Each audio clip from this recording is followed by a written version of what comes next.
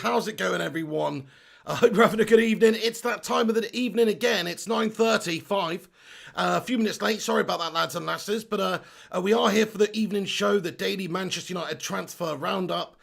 Bit of a depressing roundup, not going to lie. Like, it is a little bit depressing, lads and lasses, isn't it?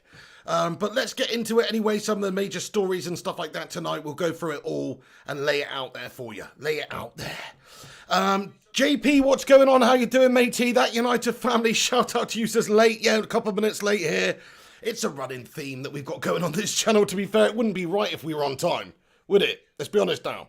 I mean, everybody sort of understood that really 9:30 means 9:33, sometimes 9:34. So, no, I try and work on my tardiness there, lads and lasses. It's always been an issue of mine. Check my school reports and stuff from back in the day, you know, it's always been an issue. Anyway, thank you very much for joining me. Please do us a favour and smash that like button. If you have not done so already, chuck a cheeky little like on the video. Shout out to everybody who's been waiting patiently in the live chat. We've got Sabo Baba G. What's going on? Salute to you, my friend.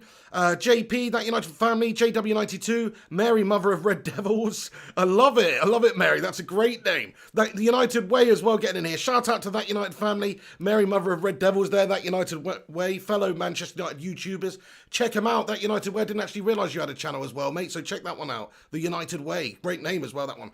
Thank you so much, everyone, for getting in here tonight. Asi Sawar, JP, Gabriel Lopez, Eka Ichsani, Kayam, yes, mate, Jesse Lingard, Peter Higley, Kyan Bahasham. Right, okay, so let's get into it then. So there's all sorts of different reports coming out in regards to Jadon Sancho at this moment in time. Like, the deal is still alive. Like, Ole Gunnar Solskjaer has been speaking to him. I want to get into some of these stories and some of this stuff like that we just mentioned there. So let's have a look. Jadon Sancho meets with Borussia Dortmund board amidst Manchester United rumours. This is posted today. Something in regards to the Englishman basically meeting with Jadon Sancho to make clear that his desire is to leave Manchester United in this window. We're going to have to get this player in before the October the 5th deadline. And it's been reported on Manchester Evening News here. You know, they're saying that Manchester United to wait until last week of window to make Sancho move. Why the bloody hell do we have to wait until the last week of the window to make a Sancho move, though? Seriously. What's that? Just to try and add a little bit of pressure onto Dortmund so we might save a couple of £1 million? Is that the very reason? Is it just so we're saving money? I mean, it's preposterous to me why we wouldn't get anything a little bit earlier wrapped up here. But the fact is, the deadline is October 5th. It's only the 16th of September. There's still plenty of time for us to go out there and get some deals done. Jadon Sancho being priority number one, from what we understand. I mean, Ole Gunnar Solskjaer is reportedly believed to have spoken to Jadon Sancho as well. And he's also believed to understand that the move is imminent. I mean, look, we don't actually know what that really means. Imminent, you know, that means it's definitely going to happen. So it's definitely not imminent. That's bullshit. This this particular article uses the word imminent. I wouldn't say that this deal is imminent. I would say it's maybe slightly, maybe probable, maybe 50-50, maybe unlikely. I certainly wouldn't say it was imminent. So Jadon Sancho is definitely not imminent to Manchester United, but there is a little bit more of an update on it in terms of the deal is still being talked about like it's alive here. We have, of course, had issues with getting other players in other positions this window. So somebody like Jadon Sancho, not just for the fans, not just for Ollie, but for the owners as well, would do so much to just lift everybody. Like, everybody hates the Glazers anyway. Like, we hate them. We know we've spent a lot of money over the years, to be fair, but it's not really about the money that they're spending. It's about the fact that we're not spending all of the money that this great football club is generating, or using that money to put into facilities or improving the stadium or anything like that. It seems like they're just siphoning the money out of the club. Of course, that report yesterday that we talked about showed that to be the case. So, yes, they've spent money, but, I mean, look, the fact is they have to spend more money in this window to get some better quality players in to help Ole Gunnar Solskjaer at the start of the season. Because if Ole's playing with this same squad, he's going to have the same sort of results. You can't expect different results next season, really. But look, the situation is the same at this moment in time. A deal with Dortmund has yet to be agreed. So Manchester United have not agreed any sort of official deal or even any sort of verbal agreement from what we understand here. We don't exactly know if they're even really negotiating with them at this stage or if they are leaving it to the final moments of the window. This is what the MEN are reporting, that it's being left to the last week of the window on purpose. to get maybe a little bit more money saved there, I suppose. And of course, it's a lot of money to come up with 120 million. Look, guys, what do you think about it now? Where are your thoughts and opinions on this right now? Do you think Sancho will be a red before the end of this window? Smash a 1 in the live chat. Smash anything else if you don't think he's going to be a red come this window. I think Jadon Sancho will be a red. I don't know if it's going to be this year, next year, 2 years, whenever. I just expect Jadon Sancho to be pulling on that red shirt at some point in the future because of all these links that we've had to him. He seems pretty dead set on joining United as well. So I can't imagine that there'd be a hold up other than getting the deal done with Dortmund.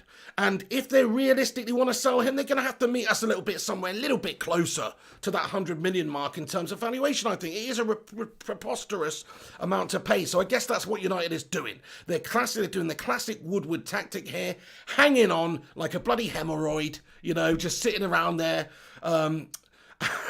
Oh, horrible image there. Sorry about that, guys. But he's hanging on like a Klingon, and he's and basically he's just having a nightmare at this moment in time. We're just literally, we're just dragging this out on purpose. We're not prepared to go back with our tail between our legs and pay the money early to get the player in before the season starts, it seems.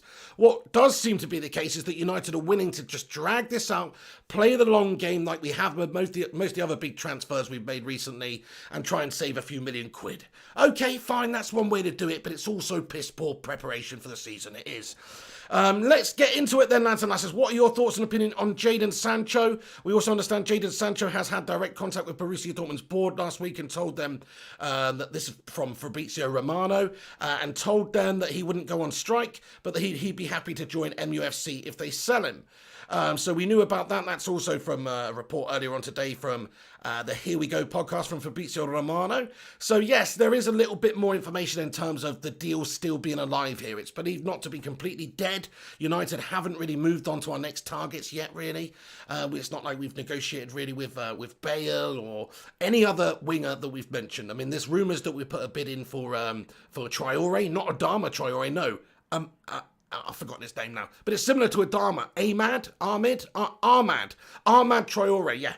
That we put a bid in for him, but look, take that with a pinch of salt. Even if we do, it's just more planning for the future there, really. If you look at what we've done in this window, we signed a whole bunch of young players, a whole bunch of good young players for the future, like 15, 16, 17-year-olds. We've got that lad from City, we've got that lad from Atletico Madrid. These are signings that are not going to help us out in the short term right now. They're planting the seeds in the foundation for the future of Manchester United, which I like. That's good. That's good forward planning. I like that. Finally, somebody's doing it properly there.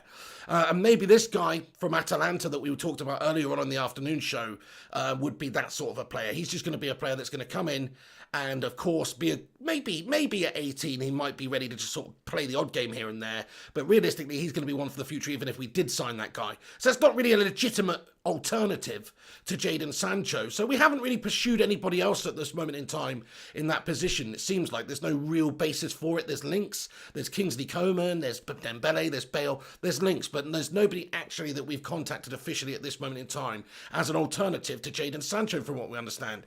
So the Jadon Sancho deal is still very much alive. I guess we're just playing the long game on this one. We're waiting to see if Dortmund will bend, if they'll take any lesser money for him come the last couple of days of the transfer window.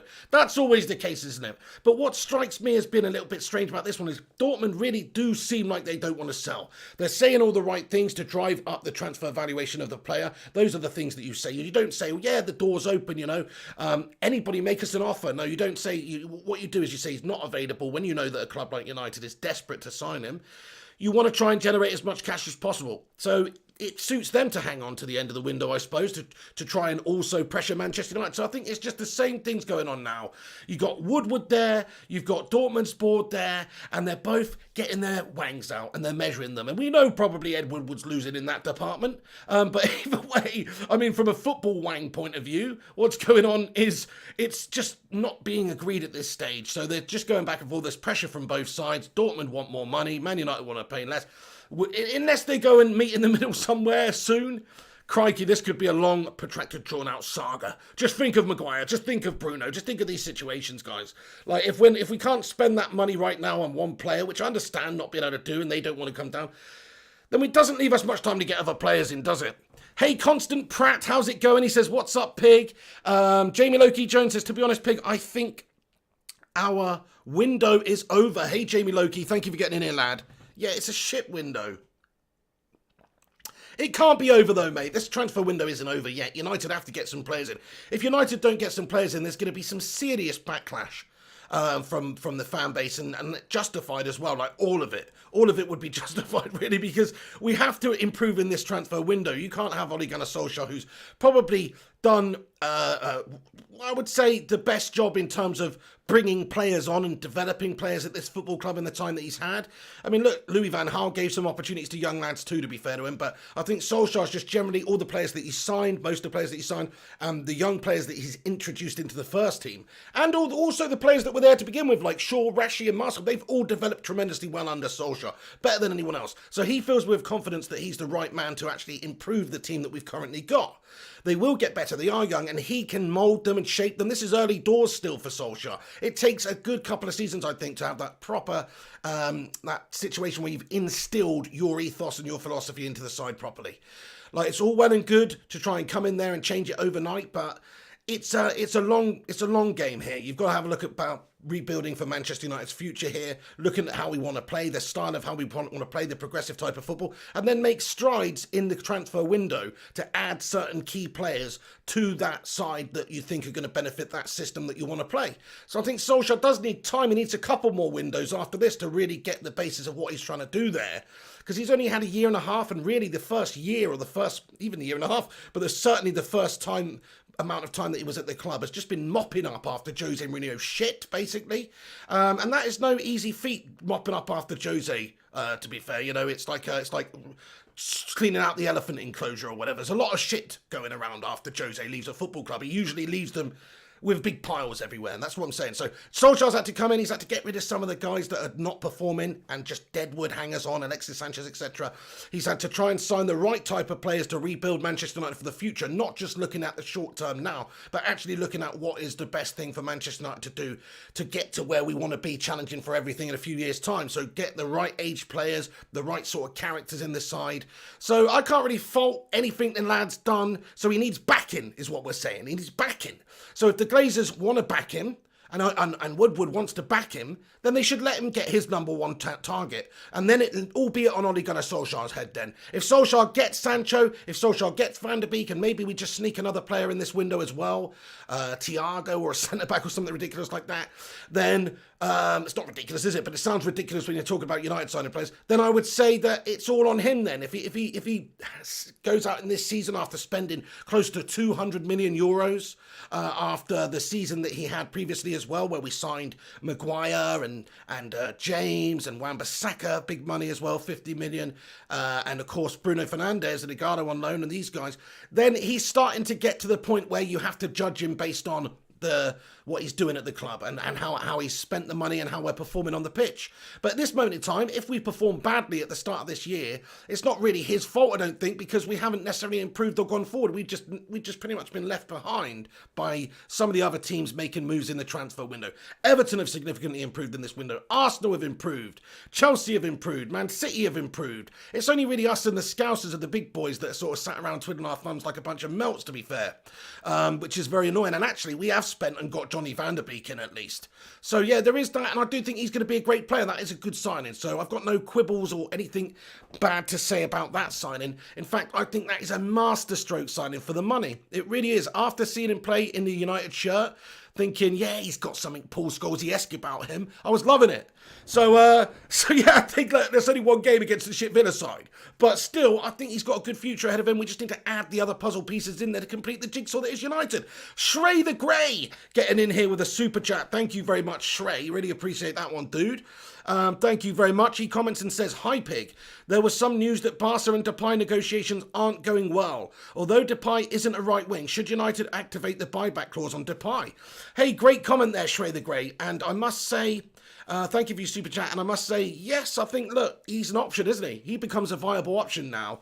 If that's the case, because we understood that Barcelona were pretty dead on in terms of getting Memphis Depay back into their side this window. It seemed like that was going to be happening. They made him his number one priority. I don't know anything about this actually at this moment in time, Shrey, but if what you're saying is true about Memphis Depay's negotiations with Barca not going well, then yeah, I do think so. I mean, obviously Solskjaer would have had that option. He would have been made aware that we've got this buyback option on Memphis Depay's contract. So maybe if the Sancho negotiations were to break down entirely, you might just see a move for Memphis Depay if he was still available, but that's a big if at this stage. But thank you for your great question there. Really appreciate that one, Shrey. Dylan Goodry, mate. Shout out Dylan Goodry. I hope I'm saying that right, mate. The Goodranator. Thank you, Dylan, for becoming a member of the Bacon Brigade, mate. Thank you so much. Everybody stick your favourite Bacon Brigade emoji, the channel member emoji, in the live chat. Especially there for Dylan, man, because that is spot on, Dylan Goodry. Thank you very much for becoming a member of this channel. Very, very appreciative I am. Nice one. Okay, so are United going to sign Jadon Sancho this summer? Get your votes in. Stick a Y in the live chat for yes. Stick an N in the live chat for no. We'll see if it happens. I mean, it probably will take a lot longer now because, like I say, we like to dawdle, we like to drag things out, we like to save a little bit of money, we like to waste our time, basically, and everybody's time, and Wood would just like to waste time. So it probably will be the last week of the window now. I don't know. I mean, look, we were hearing about a deal supposed to be done like 24, 48 hours ago. It never materialised. So whether United are actually really, truly going in for him again is another question. But get your votes in. Look at this. Yes, yes, yes. No, no. Yes, yes, yes, yes. Joe Richardson, Mike Dillon, Adiason Temateo, Gabriel Lopez, Eilert Norville with the no. KM, yes. Martin Edison, Slappy McGuire, Constant Pratt, Jonathan Gallagher, Asan Akhtar. How you doing, Asan? Great to see you, mate. He says yes. JW92, yes. Saya Bonga Undlove, yes. Great stuff, guys. Yeah, so most of you, I think, say, yes, we are going to get him, but I don't know. Dylan Goodry says, close enough, LOL, with a super chat. Dude, Dylan, thank you so much for becoming a member, man, and super chatting in there, mate. Dylan Goodry, maybe it's like Gwedry or something. Gwedry, is that right? I want to get it right, you know what I mean? Anyway, legends, thank you very much. So yeah, most of you feeling optimistic about Jadon Sancho still coming to United. Me, not so much. I'm 50-50. In fact, I'm probably 40-60 now in regards to 60% he's not coming. Maybe a bit pessimistic of me. I know that we need him. I know that Solskjaer's still very much interested in him. That's what we understand. Solskjaer has basically been made assurances that we will be getting Jadon Sancho in this window. That's what we understand. But how do people really truly know what's going on behind the scenes and in the heads of these people at the top of Manchester United? So we'll see what happens. We'll see if it's a possibility, lads and lasses. It's a boring, horrible, long drawn out turd of a saga, this one. Very annoying. It's like, I don't know, like, it's like, you know, like the Star Wars films or whatever, you know, like the later ones are shit, aren't they? And what I mean by the later ones is I mean the ones that they made, like the prequel ones, episode 1 to 3 or whatever. They're all a bit shit, aren't they? No disrespect, but they're just not as good as the original ones, are they? That's the sort of saga we're dealing with here. A little bit of a shit saga this window, guys. Not good. Not good. A Mickey Mouse saga, so to speak. Primot in the gaff. Hello to you, Primot. He says, my main concern at the moment is where I'm ordering my pizza from tonight. Primot, well, you know, I'm personally partial to a bit of Domino's, my son, but, you know, each to their own, each to their own. Yes, it's all going to depend on what Dortmund are doing, what Dortmund are going to be wanting. It says here, like on MEN, it says, United are prepared to wait until the final week of the transfer window before making their move. It's reported United believe, as Dortmund have no other suitors for Sancho this summer, that they will eventually give in and accept a lower transfer fee for the player. So just analyse that statement there for a little while, that report there. Let's analyse that. So we are prepared to wait until the last week of the transfer window to make a move, and then the reason for that is because we believe that there's no other players no other teams that are potentially looking at Sancho this summer, for good reason as well, because nobody's really going to go out there and spend the sort of money that he's valued at 120 million. It's a preposterous amount of money for Jadon Sancho at this moment in time. I don't even know why we're really going for him for that money when we could spend that money elsewhere. But I understand it, to get our man for the next 10 years. I get it. So let's do it then. But look, that is a bit of a piss poor thing to do, I think. Wait until the last moment of the window just to try and get a few million shaved off. Yes, it may work. But Dortmund could just turn around at that stage and say, no, the price is still the same. If you don't want him for that price, we're going to keep him this season. And it's right close to the end of the window anyway. We need him. So actually, the price is 125 million now. You know, I'm just saying something like that could happen. Who's to say that Dortmund haven't given United their valuation? And if United do not meet that exactly, then then they won't do ball. They won't play business with us. They won't play ball. So maybe that's the case. And if that is the case, then why are United waiting around and fanning around all this time when we could get the deal done now before the Palace game and get him in there, just for the sake of potentially getting what, a few weeks' wages saved, rather than actually going there and saving any significant amount of money in the transfer window. Even if we do get him for less money, it's only going to be a matter of millions, I think, which at this stage is not a lot of money in a €120 million deal. It's only going to be a few million swing here or there. So I don't really know. It's not like they're going to announce, oh, Jadon Sancho signed for United for 70 million. That's not going to happen. We know they wanted 120 million. What might happen is maybe United will say, oh, we're paying 80 million up front, and then we're paying them 40 million over 2 or 3 seasons or something. That could happen, you know. So maybe it's the terms of the deal, not so much the figure of the amount overall that was the issue, but maybe more so the terms of the deal. Like, we understood that was the issue at the start of the window when we negotiated with them, that we wanted to pay 60 up front and then the rest over a period of time. That's probably the big issue here. If United actually went back with a good upfront sum, we'd probably get our man. Hey, by the way, thank you so much, Catherine Fisher, for getting in here. Catherine, what's going on there? She says, great channel. I've been welcomed to the Bacon Brigade, even though I'm a veggie. Hey, nice one. Thank you so much for your super chat there, Catherine Fisher. Look, to be honest with you, I didn't say this, but this channel's not really open to vegans or Leeds fans. I'm joking. No, this, of course, is open to everybody, this channel. Even Leeds fans, as long as they're going to be non-abusive, which I haven't encountered one who isn't yet. But it is open to anybody who wants to get involved, you know, and is civil and gets involved and gets along with this community okay, you know? So thank you very much for that, Catherine Fisher. Shout out to you. And I really appreciate that you like the channel. Yeah, if you're just tuning into this channel, everyone, for the first time, smash that subscribe button, get involved, click the bell icon, and also smash a thumbs up on this video if you have not done so already. That will help the stream out loads. Thank you guys for everyone who does that. That's the best thing you can do. Smash a like on it. Give it a share if you want on social media. That'd be sensational. Batman Night Fan in the gaff. Hello, Batman Night Fan. He says, I bid £1 for Sancho and 1p for Bale. Good luck with that one, my friend. What are you on about? Trading stickers here? Martin Anderson. He says, the main thing we should care about is our current players in Crystal Palace on Saturday. Good point, Martin Anderson, but I hear you, but that plan has just a couple of flaws, my friend. No, we should absolutely be able to batter Crystal Palace at the weekend with the players we got, sure. Look at how we ended the season. Well, not ended the season with the last few games, but the last half of the season was good from us. We ripped teams apart, to be fair. We pretty much did the business against most of the teams that we should have done anyway. Still West Ham, a couple of other shit results in there, but we still did the business largely. So I expect us to be able to get the better of Crystal Palace, but I just think we should have had a couple more players in by now. Donny van der Beek's a good addition. He's going to probably start in the game, maybe. Even if he doesn't start, he'll probably come on a feature. I'll get into the preview of the video of the game in a video tomorrow, so we won't talk too much about formations and tactics and all that sort of stuff. And this one is mainly a transfer show, obviously. But I will be doing a preview of the game tomorrow on the channel, so keep a look out for that as well. Owls123, hello mate. He says, how sure are you that we are going to sign Sancho? To be honest with you, Owls, I'm not sure at all, mate. I'm 40% that we're going to sign Sancho. I think the money's a big letdown on this one. It's just a ridiculous amount of money to pay for any player right now. I mean, if it was one of the biggest names in world football, which Jadon Sancho is getting there, but he's still only a 20-year-old player, then it would be a ridiculously big transfer deal, wouldn't it? And in terms of value for a player, he would be great value if he turns out to be majestic for the next decade or so for United, I agree. But at this moment in time, with this climate the way it is, the transfer market and just the economic climate in the world, it's a bit of a risk. It's a bit of a risk to put all your eggs in the Sancho basket.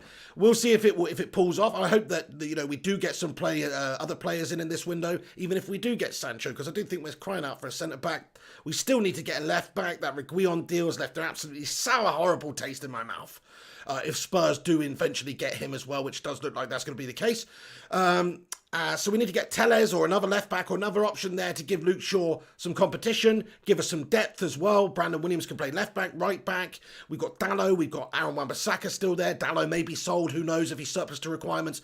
So we've got a few things that we need to do in terms of getting players in before we're in a really great position to start the season. So look, focus on Palace, absolutely, get that game won, but we need to get some other players in, get embedded in so they can have a little bit of time to settle with this United side. The season's coming thick and fast, my friends. We're playing a game in 3 days' time. I can't believe, actually, like a couple of weeks ago, I was almost certain we'd have signed a player by now, because it just doesn't make any sense to wait around and sign your players the day of the transfer window ending when the season's already completely underway like it is. Although we always do that. We've done it a lot of times anyway, not always, but we have done it a bunch of times at this club, so it's something that we do. We do play the long game. We do play the waiting game. The Glazers like to save a little bit of money, whether it's not paying the players' wages for a month unnecessarily, just to maybe put pressure on the opposition team that you're trying to sign the player from, and obviously make them think that if they don't sell him last day of the window, they're just not going to get a better offer, are they? So they're more likely to accept a lower offer if they want to sell anyway, which we're not sure if Dortmund do. But we need to get some players in, guys. This is a calamity of a window. I mean, what can you say about it, really?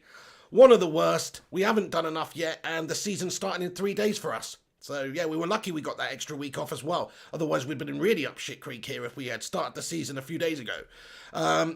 Although we've got a good set of players, we still just need depth in there to help Ollie out. He needs help in this window. He needs help from the Glazers, and they need to back him.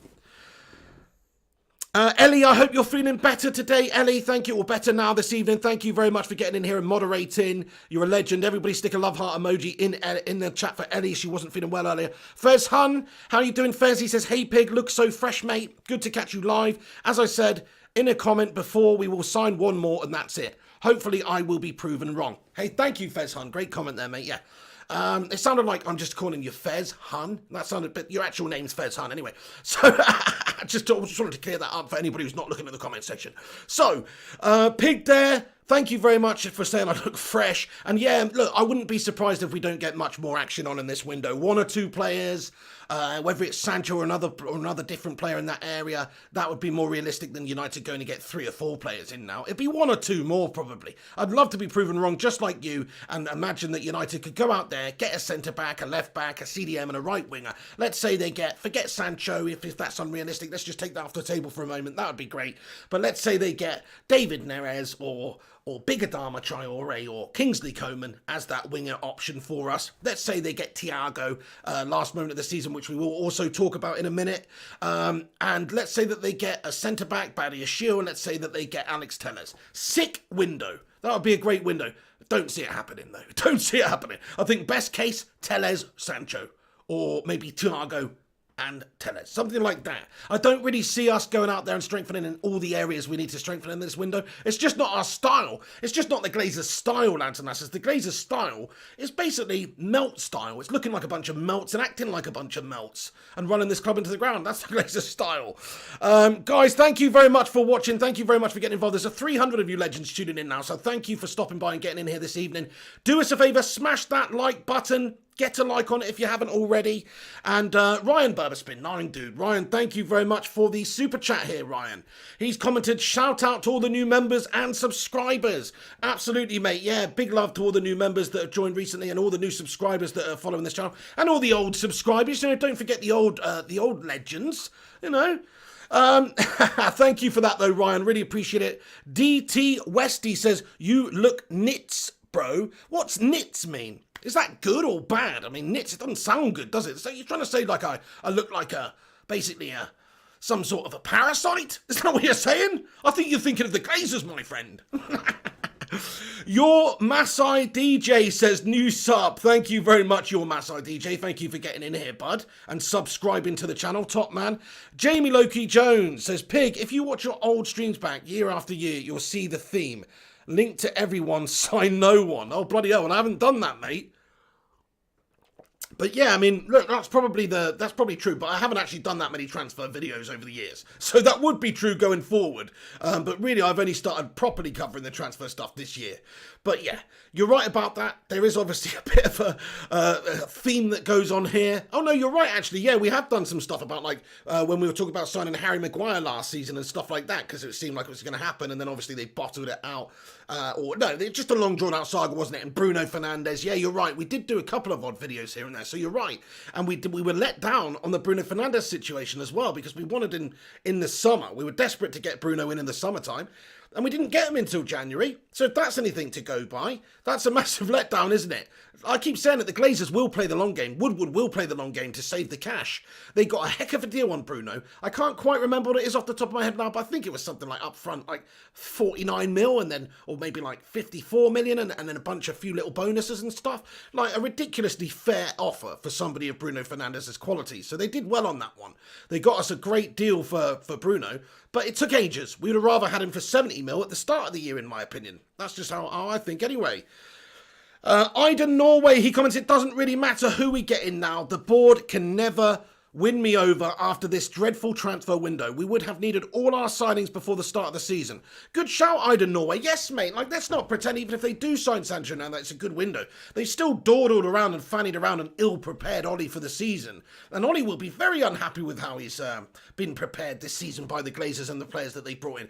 Managers and coaches, they want time with a player coming in. Certainly somebody like Sancho, who is still young, he'll be coming into a new team, you know, with completely different ambitions and completely different pressures, and also completely different style. Like, how does Ole Gunnar Solskjaer want to play? Sancho, yeah, you can just say, go out there, Sancho, and he's a great player, get the ball to him, get wide, whip him in, get cut inside, whatever you need.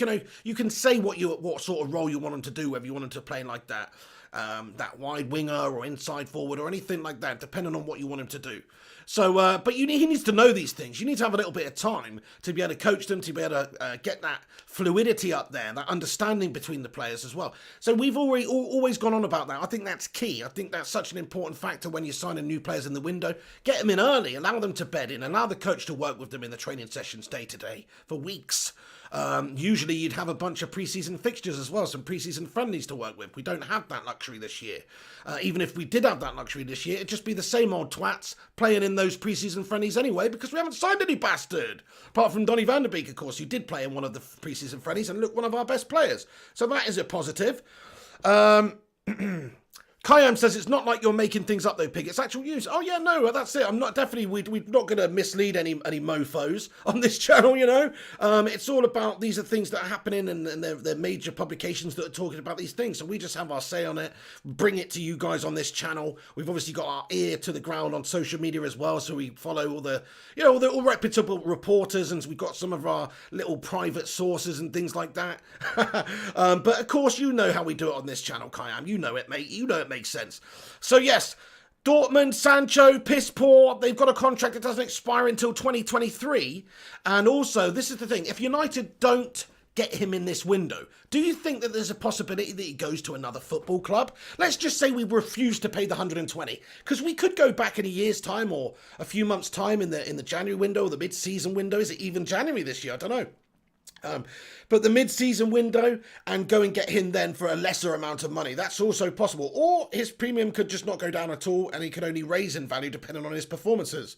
If he puts himself into Ballon d'Or contention with match-winning performances for Dortmund, then I don't think his valuation is going to go south. It will keep going up, because he's only 20 still. But what do you think, guys? Have a little vote in the live chat whether you think that that we'll get, if we don't get him in this window, that we still will get him at some point. Let me know what you think. Stick a 1 in the live chat if you think we will.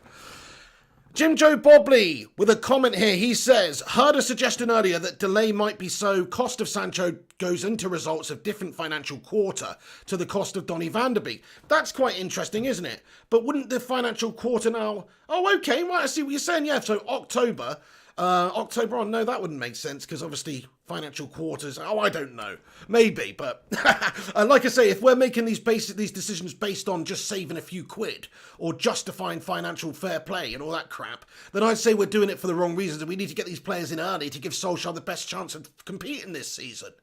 Bloody hell, it's so frustrating. You see the other teams, you see Chelsea, they've signed all those players that they've signed early. So frustrating every single year watching this United board dawdle and fanny around like a big bunch of dawdling fannies and do nothing all transfer window long until the last dying embers of the window, and then they do a bit of business. Usually not the best business either, usually paying probably what they would have paid if they just done it at the start of the window anyway. There's a few exceptions to that, but overall, piss poor. Stefan Harringtonio, hello, says Pig is secretly the owner of MUFC. Dude, I wouldn't be able to sleep at night if I was the owner of MUFC, the current situation the club's in. I would love it if I won the Euro billions and I could just buy United. I really do. That'd be my ultimate goal. Nathan Phelps says, we're a shambles club. Bit harsh, Nathan. I know what you're saying. We're a shambles run club. Actually, as a club, we're the greatest club ever. But as a run club, yes, we're a shambles run club. I would say that's fair. But it's nothing to say we're not putting the club down. We're not putting the fan base down. We're not putting the players down even. Or the coach, in my opinion. It's the owners. It is the Glazers that is the main issue at this club and always will be while they're here. The Saint in the gaff. Hello, the Saint. How are you doing, mate? It's great to see you, lad. Yeah, he says Berber spin got wrench. Absolutely, the Saint. If you want to work on it, the thing is, moderators, they have to talk in the Telegram chat and stuff like this. But if you want to get involved, you can get involved. Any legends such as yourself who've been around for a long time, let us know. I'll put you on the list. Because there is a list now. Becky Hope, hello. Thank you, everybody, for your votes there, by the way. So you do think that Sancho's probably going to join us around about that time, even if, if we don't get him in this window, we'll still get him at some point in the future. But that's what most people think in the live chat here. I'm not so sure, because I think if Jadon Sancho is allowed to progress as he is, and he's still that viable option to come to a Premier League team or come to one of the other top teams in the world, like Madrid or Barca or Juventus or one of these type of teams that can afford him, it's only going to increase the chances that other clubs are going to come sniffing around him the longer that he is available. The longer that he, and when I mean available, I mean no club has gone and got him. United haven't bought him yet. So it's only going to become more likely that another team is interested in him. Look at Sergio Reguilon.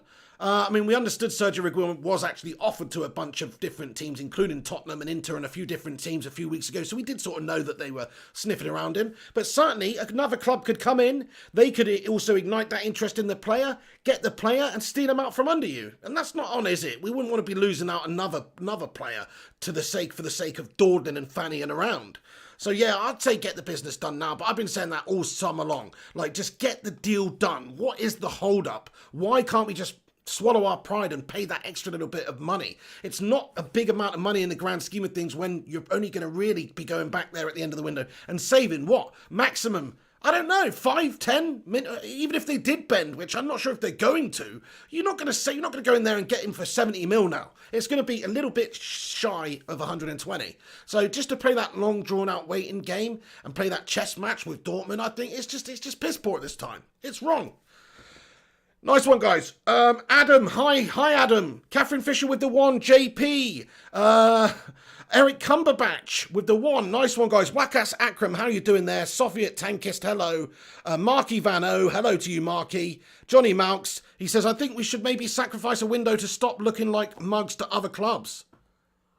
I know what you mean. 120 mil on Sancho, that's a joke. That's a joke. I mean, if you actually want to be sensible with United signings at this moment in time, you probably don't go and buy Sancho in this climate. You go and sign somebody else in that area of the pitch who's cheaper, who's better value, allows you to also get that centre-back in, maybe get Thiago as well, because he's knocking around for 30 million euros come the end of the window. There's talk that we're all hanging on, Liverpool and Manchester United. Let's get onto the Thiago business then, because it's linked. There's talk that United are hanging on to the last days of the transfer window to deal with, to get a deal done with Bayern for Thiago, because they know that they would be more likely to accept a lower offer at the end of the window. Otherwise, he'll leave. He'll be able to sign new terms at the start of the new year with a contract for another team, and they'll lose out completely on Thiago. So United know that, Liverpool know that. They're playing the waiting game on that one. So let's just give you an update on it. Let me find this article that I was reading a little moment ago. But in regards to Thiago, then, so. Yeah, basically what's happening is there's not really there's not too much of an update here. It's just more the case of United are expecting to make an offer for him at the end of the window. So it's similar to the Sancho business that we talked about earlier, that the MEN were reporting that United are waiting to the last week of the window to get the deal done to try and save a bit of money. It's exactly the same as that still, but we are understood to be still keeping very close tabs on Thiago and will be making that offer. That is what's understood. We will be making the offer for Thiago, but look, like I say, I don't know if he's going to go to Liverpool. I don't know if he's going to end up at United. I don't know if he's going to go to Barcelona. He could be using Manchester United to get more money out of Liverpool, to get more money out of Barcelona. He could be leveraging everybody against each other. So we'll just wait and see what happens with Thiago. But he's a player that if we can't get Sancho, we should absolutely go and sign. I mean, Thiago's a great player. So we should absolutely go and try and get him if Sancho becomes unavailable. If we get Sancho, then screw Thiago. That's not going to happen, is it? It's just not going to happen. Even though it should still happen, even though United should still have the bloody money in reserve to go out there and get all these players in this window that they need, especially if they're good players that become available at a good price like Thiago. We should have the wherewithal and the ability to go and get those deals done. But unfortunately, we don't because of our piss poor owners, guys. Simple as that. Oh no, Simon Stone's tweeted, thank you very much for the update here, Matt Rush, really appreciate it. Gareth Bale to Spurs official getting closer. No announcement imminent though. Okay, so let's talk about the Gareth Bale thing quickly then. Thank you for bringing that to my attention there, Matt Rush. Fabrizio Romano also tweeting at 8:25 tonight, commenting saying, talks ongoing right now between Tottenham and Real Madrid. Both clubs want to reach an agreement and find the final solution because Gareth Bale is pushing to join Tottenham Hotspur FC as soon as possible. So that's from Fabrizio Romano. Also, just to dive into a little bit more about Gareth Bale and his reasons for leaving Real Madrid. We know that there's many. He wants to come back to play football in England, supposedly, for Tottenham. He's now said that, or it's now understood his agent, that he'd be very interested in joining Tottenham back, going back there, where, of course, the club that sort of developed him and made him and turned him into that world star and gave him the stage, really. He would be looking at moving back there. That is his desired destination. There's some much more information coming out about this deal as well, which I want to talk about now. So we're just getting to the Gareth Bale stuff. I know, look, smash a 1 in the live chat if you actually wanted Gareth Bale at Man United. Because I know a lot of you did not. A lot of you did not. Shout out Glenn for getting in here with the 11 knock super chat. Thank you, Glenn. You're a legend, Glenn. Appreciate it, dude. Yeah, smash a 1 in the live chat if you actually wanted Bale. Rajon wanted Bale. Hotshot wanted Bale. Michael McDonough says nah. Iden Norway, nah, mate. Lucy Galbraith, nah. Kyron Kennedy, nah. Giffo, nah. Yeah. Tafster won. The Saint won. Legend Cake won. Aaron H won. Look, I agree with the ones. I would have taken Bale, but only as a different option. I would have definitely had Bale. I think Bale up top there in that forward line over at Spurs now does look like it could be pretty penetrative if he's fit. That's a big if, because we know he's a melter. He needs to be wrapped up in cotton wool. But if he's not, if he is fit, then that's going to be a formidable, potent attack that they've got there, no doubt. So look, it's getting closer with Spurs. I just want to give you an update on that. He's, of course, been at Real Madrid for the last 7 years. Before that, he was at Spurs, and he was their match winner. Now, times have changed. I'm not saying Bale, who has probably faded a bit in terms of having that edge, in terms of that raw pace. He's also faded a bit in terms of injuries and his body holding up. He's probably more injury prone now than ever. Footballers' bodies tend to fall apart when they get past 30.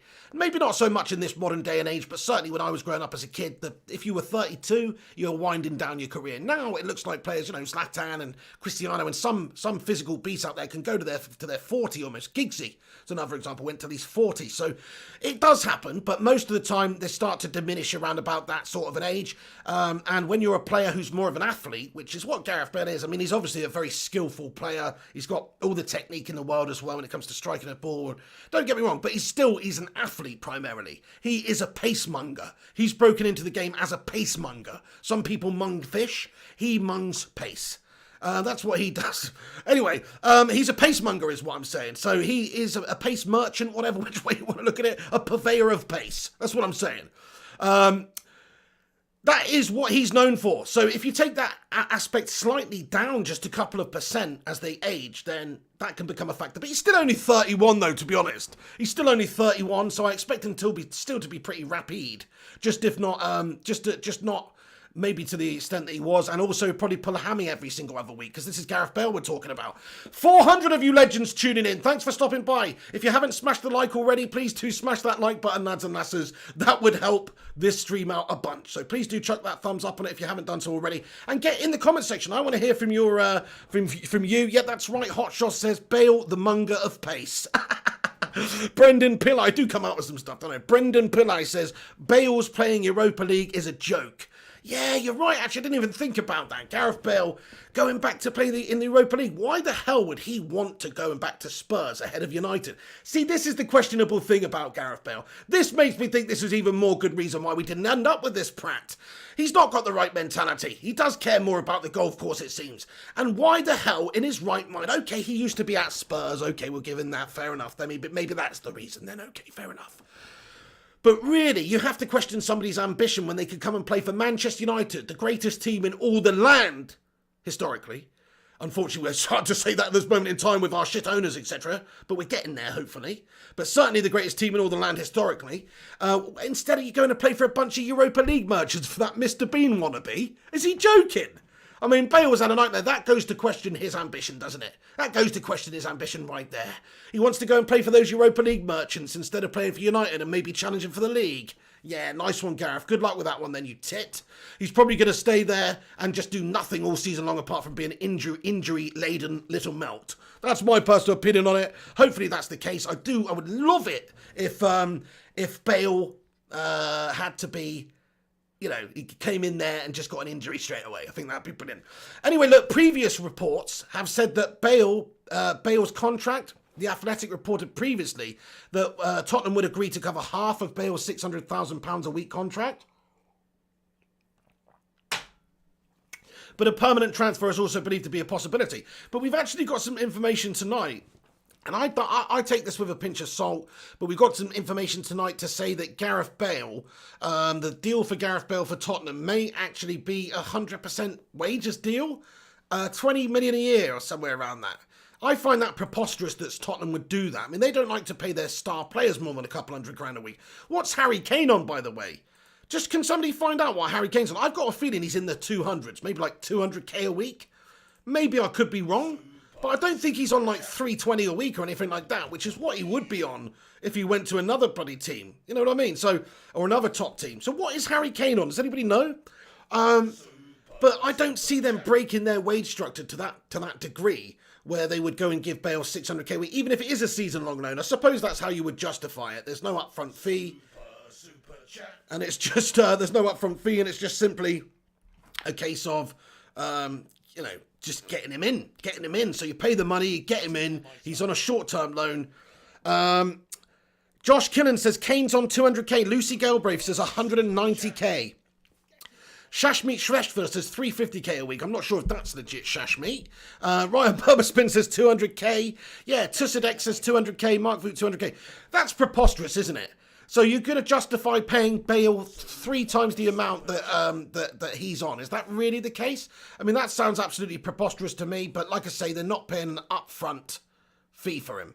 So what is going on with this thing, by the way? It's got like some weird delay thing on it. Oh, Frank Pettigrew just subscribed. Thank you very much, Frank. Sorry, I'm getting all sorts of notifications coming through here out my eyeballs. Anyway, Dylan Hart, he says, I said earlier, the Sancho deal... would still be going, people. People said I was lying, but when you have close contacts to Greenwood, you know the truth. Close contacts to Greenwood, mate. Are you that bird from Iceland, are you? Hey, no, Dylan Hart, mate.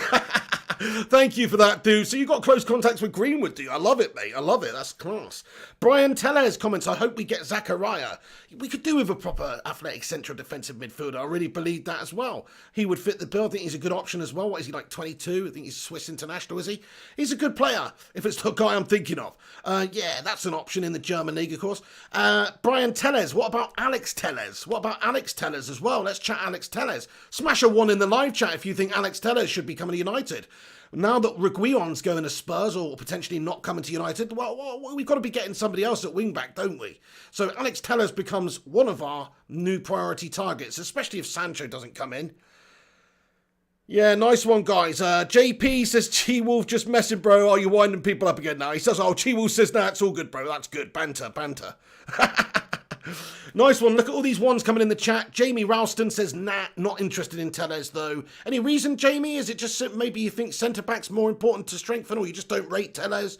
Get your thoughts and opinions in. If you guys know how good Alexander Tellez is, let us know, because I'd love to hear about it.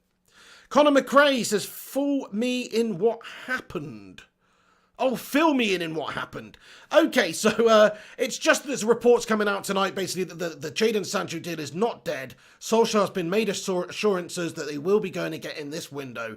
And they've also, reports have also come out to say that United are just waiting until the last week of the window. We're just waiting until the last few days of the window to drive the price down, to increase the likelihood that Dortmund would accept an offer from us. Same goes for Thiago as well. So exactly the same situation. We're waiting until the last moments of the window to get a better deal. Dortmund are very firm on their price, 120 million euros. That's what we understand. Maybe a deal can be reached if United pay a certain figure up front and the rest of it over a couple of seasons, but more up front than the previous offer that we made. Maybe something like that could be done. But at this stage, it seems like Dortmund are pretty content on playing the hard, long game and maybe waiting it out even until January. It's actually win-win for Dortmund, really, when you think about it. Sancho's contracted for 3 more seasons. I think he's got a contract until summer 2023. So he's not going anywhere anytime soon unless the money comes in. If they don't sell him, they'll have a match winner for them, a player that contributed 17 goals and 17 assists in 34 appearances last season in the Bundes. They'll have that player playing for them until January. It's not really a bad thing. I mean, look at what Sporting did last year. They were like, yeah, you know, we will sell him, but actually, let's keep him a while. Let's not just bend over. Let's try and get a bit more money, and let's keep him because it's win-win. If you keep the player, it just means you're starting the season with a quality player. And Jadon Sancho strikes me as somebody like Bruno, somebody who just wants to play football, who's professional. He's not going to sit out like bloody Hugo Rodallega or something on the sidelines and just wait and try and fashion a move. Am I thinking of the right player? I don't know. Who was the lad who turned up to Stoke last day of the transfer window? Peter Odemwingie. Yeah, I don't think he's going to do a Peter Odemwingie or anything like that. I think he's just going to wait and just hang out and play football at Dortmund and get attention and score goals and improve his experience and still do the bits out there for them. So I don't think that they're going to have to worry about, even though Jadon Sancho's told them and had a meeting with their board supposedly to say that he's really dead set on joining United this window, even though he's done that, I'm pretty sure if the agreement cannot be reached, Dortmund have no incentive to sell really other than the money. You have to make the money good enough. And if they don't sell him, then they've got Jadon until January at least. And then Jadon's going to score them a shit ton of goals. Jadon's not going to sit around playing golf like Gareth Bale, not bothering, not trying to get in the side. He's a 20-year-old lad who loves playing football. The reason he left Manchester City when he was 17 is so he could get game time at a good club and get experience and improve. He's got the right mentality, I think. So yeah, that's my reasoning behind it. I think he will be professional at Dortmund, whether or not United come in and get him this window. That's all the more reason we should get him, though, because of his mentality. But I think he'll be professional out there, even if we don't, and hang on till January. And Dortmund might be prepared just to wait until January. Get your comments in, lads and lasses. When do you think we're signing Sancho? Stick Jan in the live chat if you think January, or stick now in the live chat if you think now. Thank you, Aaron Homeyard. He says, oh, Don Piglioni. Appreciate that, mate. Appreciate it. Shout out to you legends, every single one of you legends that's tuning in tonight, watching this show. Thanks for stopping by on the channel. If you're new to this channel, what are you doing? Hit that subscribe button, lads and lasses. Smash the sub button. Click the bell icon as well to be notified when we go live.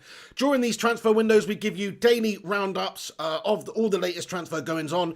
Today, there was a whole bunch of information that came out, which was gash. In regards to Reguilon and Gareth Bale, so we've mostly gone over that in the afternoon show. So if you want a little bit more clarity, a little bit more detail on Bale and Reguilon, then please do check out the show from this afternoon. But this evening we're just talking a little bit more about the Sancho deal and a couple of other things that I want to get into as well. But shout out for joining us, subscribe to the channel, smash that like button if you haven't already, and get involved. I'll try and dip in as much as possible and let you know, and read your comments out. Ray J says, how often do you go live? So twice a day, mate, every day around about 3 p.m. to give a roundup of all the day's Manchester United news. So from the morning news and the afternoon, we cover all that at the end of the afternoon there. And then the evening show is at 9:30 every single night, and we just go into all the evening's news as well. So that's basically the schedule at the moment on this channel, everyone. Matt Rush, thank you very much for giving me an update. He says, fab tweet on Bale. Oh, bloody hell, bloody hell, bloody hell. Thank you very much for this then. Matt Rush giving us an update here. Gareth Bale, this is from Fabrizio Romano at 10:20 p.m. He says, Gareth Bale is coming back to Tottenham. The agreement is getting closer. Last details, then the deal will be done. Bale already told to his teammates that he's going to Tottenham Hotspur FC. Oh, dearie me, lads and lasses. It looks like it's actually happening. It looks like Gareth Bale is going back to Tottenham. What do you guys think about this one? It's mad. It's absolutely bloody mad, isn't it? So I think that they're going to get a good player there, though. Look, I know we have to question him. I would be questioning him if he hadn't have already played for Spurs. That's the thing. It's familiar surroundings. He's going to favour going to Spurs than to United because he's already been around that. Actually, he's not played at the new stadium and shit like that, actually. But still, he knows the club in and out. And, of course, the fan base would warm to him instantly. It's not going to be like Real Madrid. The Spurs fans, being the small club that they are, to get a player like Bale in their side right now, they're going to be worshipping him, man. He can do no wrong. They'll be queuing up to caddy him around the golf course, these melts. You know, so they can do no wrong, really. Bale could do no wrong for the Tottenham fans. It makes sense for him. That's another question of ambition, though. Questioning his ambition there. Thank you very much for that, Matt Rush, you absolute legend. So it looks like Bale is pretty much done to Tottenham. It's not 100% done yet, but like Fabrizio's just said here, Gareth Bale is coming back to Tottenham. The agreement's getting closer. Last details, then the deal will be done. So the deal's going to be a loan move. Well, actually, we don't know that 100%. There were some reports to say that maybe they'd be looking at a permanent move. But I think the most realistic thing is that initial loan move for the year, at least maybe with an option to buy in the future, but who knows? They're dealing with the terms right now. So the year-long loan for Spurs works out. They get a good player there. It works out for Bale. He gets with Real Madrid. They'll pay him a lot of money up front, but there's no, sorry, not up front over the course of the year, but there's no upfront fee. So I think that is why it's a big incentive to get Gareth Bale in for Spurs right now. And you know what Jose's like? He would have made certain demands to leave, even taking that job on. He's not going to take the job on and say, oh yeah, okay, I'll just work with the squad of players that we got now. This is Jose Mourinho we're talking about here. He's known for going into clubs and just signing like experienced players. That's what he does. That is Jose's style when he comes in. He needs money to spend. He's a flash manager. He needs to get the big players in. He's great at managing those players, really, overall, if you look at his career. But that's not really, it's not really possible for United to do right now anyway. And I'm not really sure if it's the best fit for Spurs either. I mean, look, they're taking a big gamble with this whole new tactic. Spending 600 grand a week, potentially, even if it is a big percentage of that. Like 400k. It's not really in Spurs' modus operandi to do that, is it? They don't really operate like that usually. So it's a bit surprising. That is the Jose Mourinho factor, I guess. I guess just the fact they've got Jose there. He's probably said, look, we finished 6th last season. Look, we lost 1-0 our first day of the season at Everton. We need some bloody firepower up there, maybe. We know they had injury issues towards the end of last season as well. So I do think that, yeah, Jose's desperate for a bit of help this season now. He's desperate for a bit of it factor. And Gareth Bale, if he's on form, he can be a match winner. He really can. Just think about Son and Bale and Kane all combining. It's scary if they're on form. So I'm a little bit concerned about it because I know that Gareth Bale has got the ability to hurt us. Like when we play them, it's got the ability to hurt us. Or over the course of the season, he could score some very important goals, which gives Spurs some very important points. He's a good player, guys. Like anybody saying, yeah, we don't want him. I understand why you don't want him and why we should get other players. But him going back to Spurs is actually a really good signing for Spurs in the short term. It's really great in every aspect, commercially. I mean, how many Bale shirts are Spurs going to sell now? Crikey. He's got to be one of their favourite players of the last 20 years, surely. You know, you've got your Klinsmans, you've got your Gazas, and you've got your Bales. So it's literally like that. He's iconic for Spurs. So getting him back's like us getting Ronaldo back. That's exactly what it's like. It's like us getting Ronaldo back. So doesn't that piss you off that Spurs are going to get their Ronaldo back? That pisses me off, guys. Okay, he's not Ronaldo. He's definitely not Ronaldo, but still it's the same thing. They're getting their Ronaldo back. Ali Bana Hashim says, hi Pig, do you think we'll get Sancho? Yes and no. Yes and no. Let's wait and see. I do think in the long term we will get Sancho, but I also do think that there's a possibility that we could just bottle it and lose out to him in the long term. This is United we're talking about and our current owners and board and stuff. I don't think they've got the best interest of this club at heart. So that's what I think.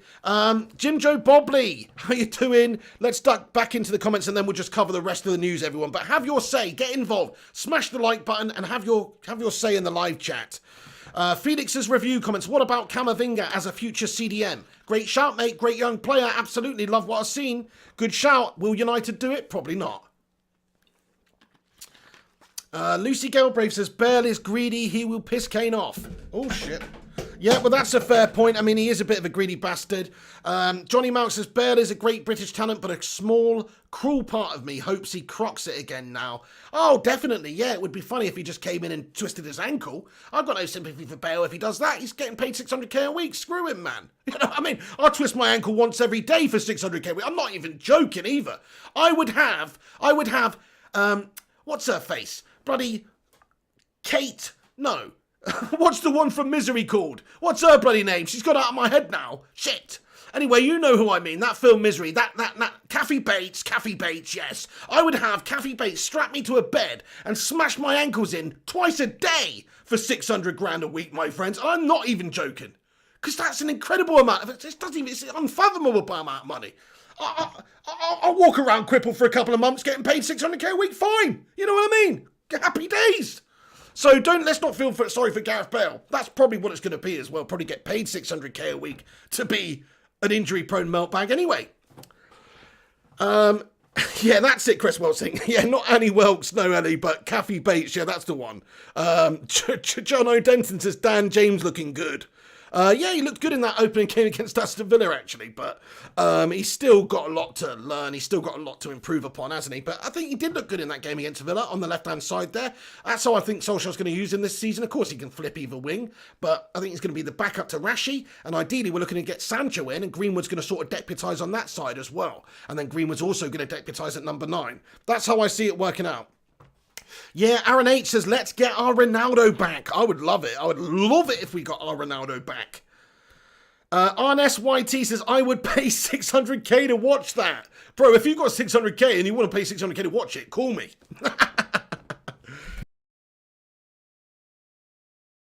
Fan says, Pig the masochist. I'm not saying I like that. I'm not saying I want to have my ankles broken by Kathy Bates. I'm just saying if you laid 600k down in £50 notes, or any notes, on the table, don't even know if it would fit. I'm guessing it would. It's probably not even that big, but, you know, if you laid that down on the table and offered to break my ankles, I'd probably say, go on then, what's the worst that can happen?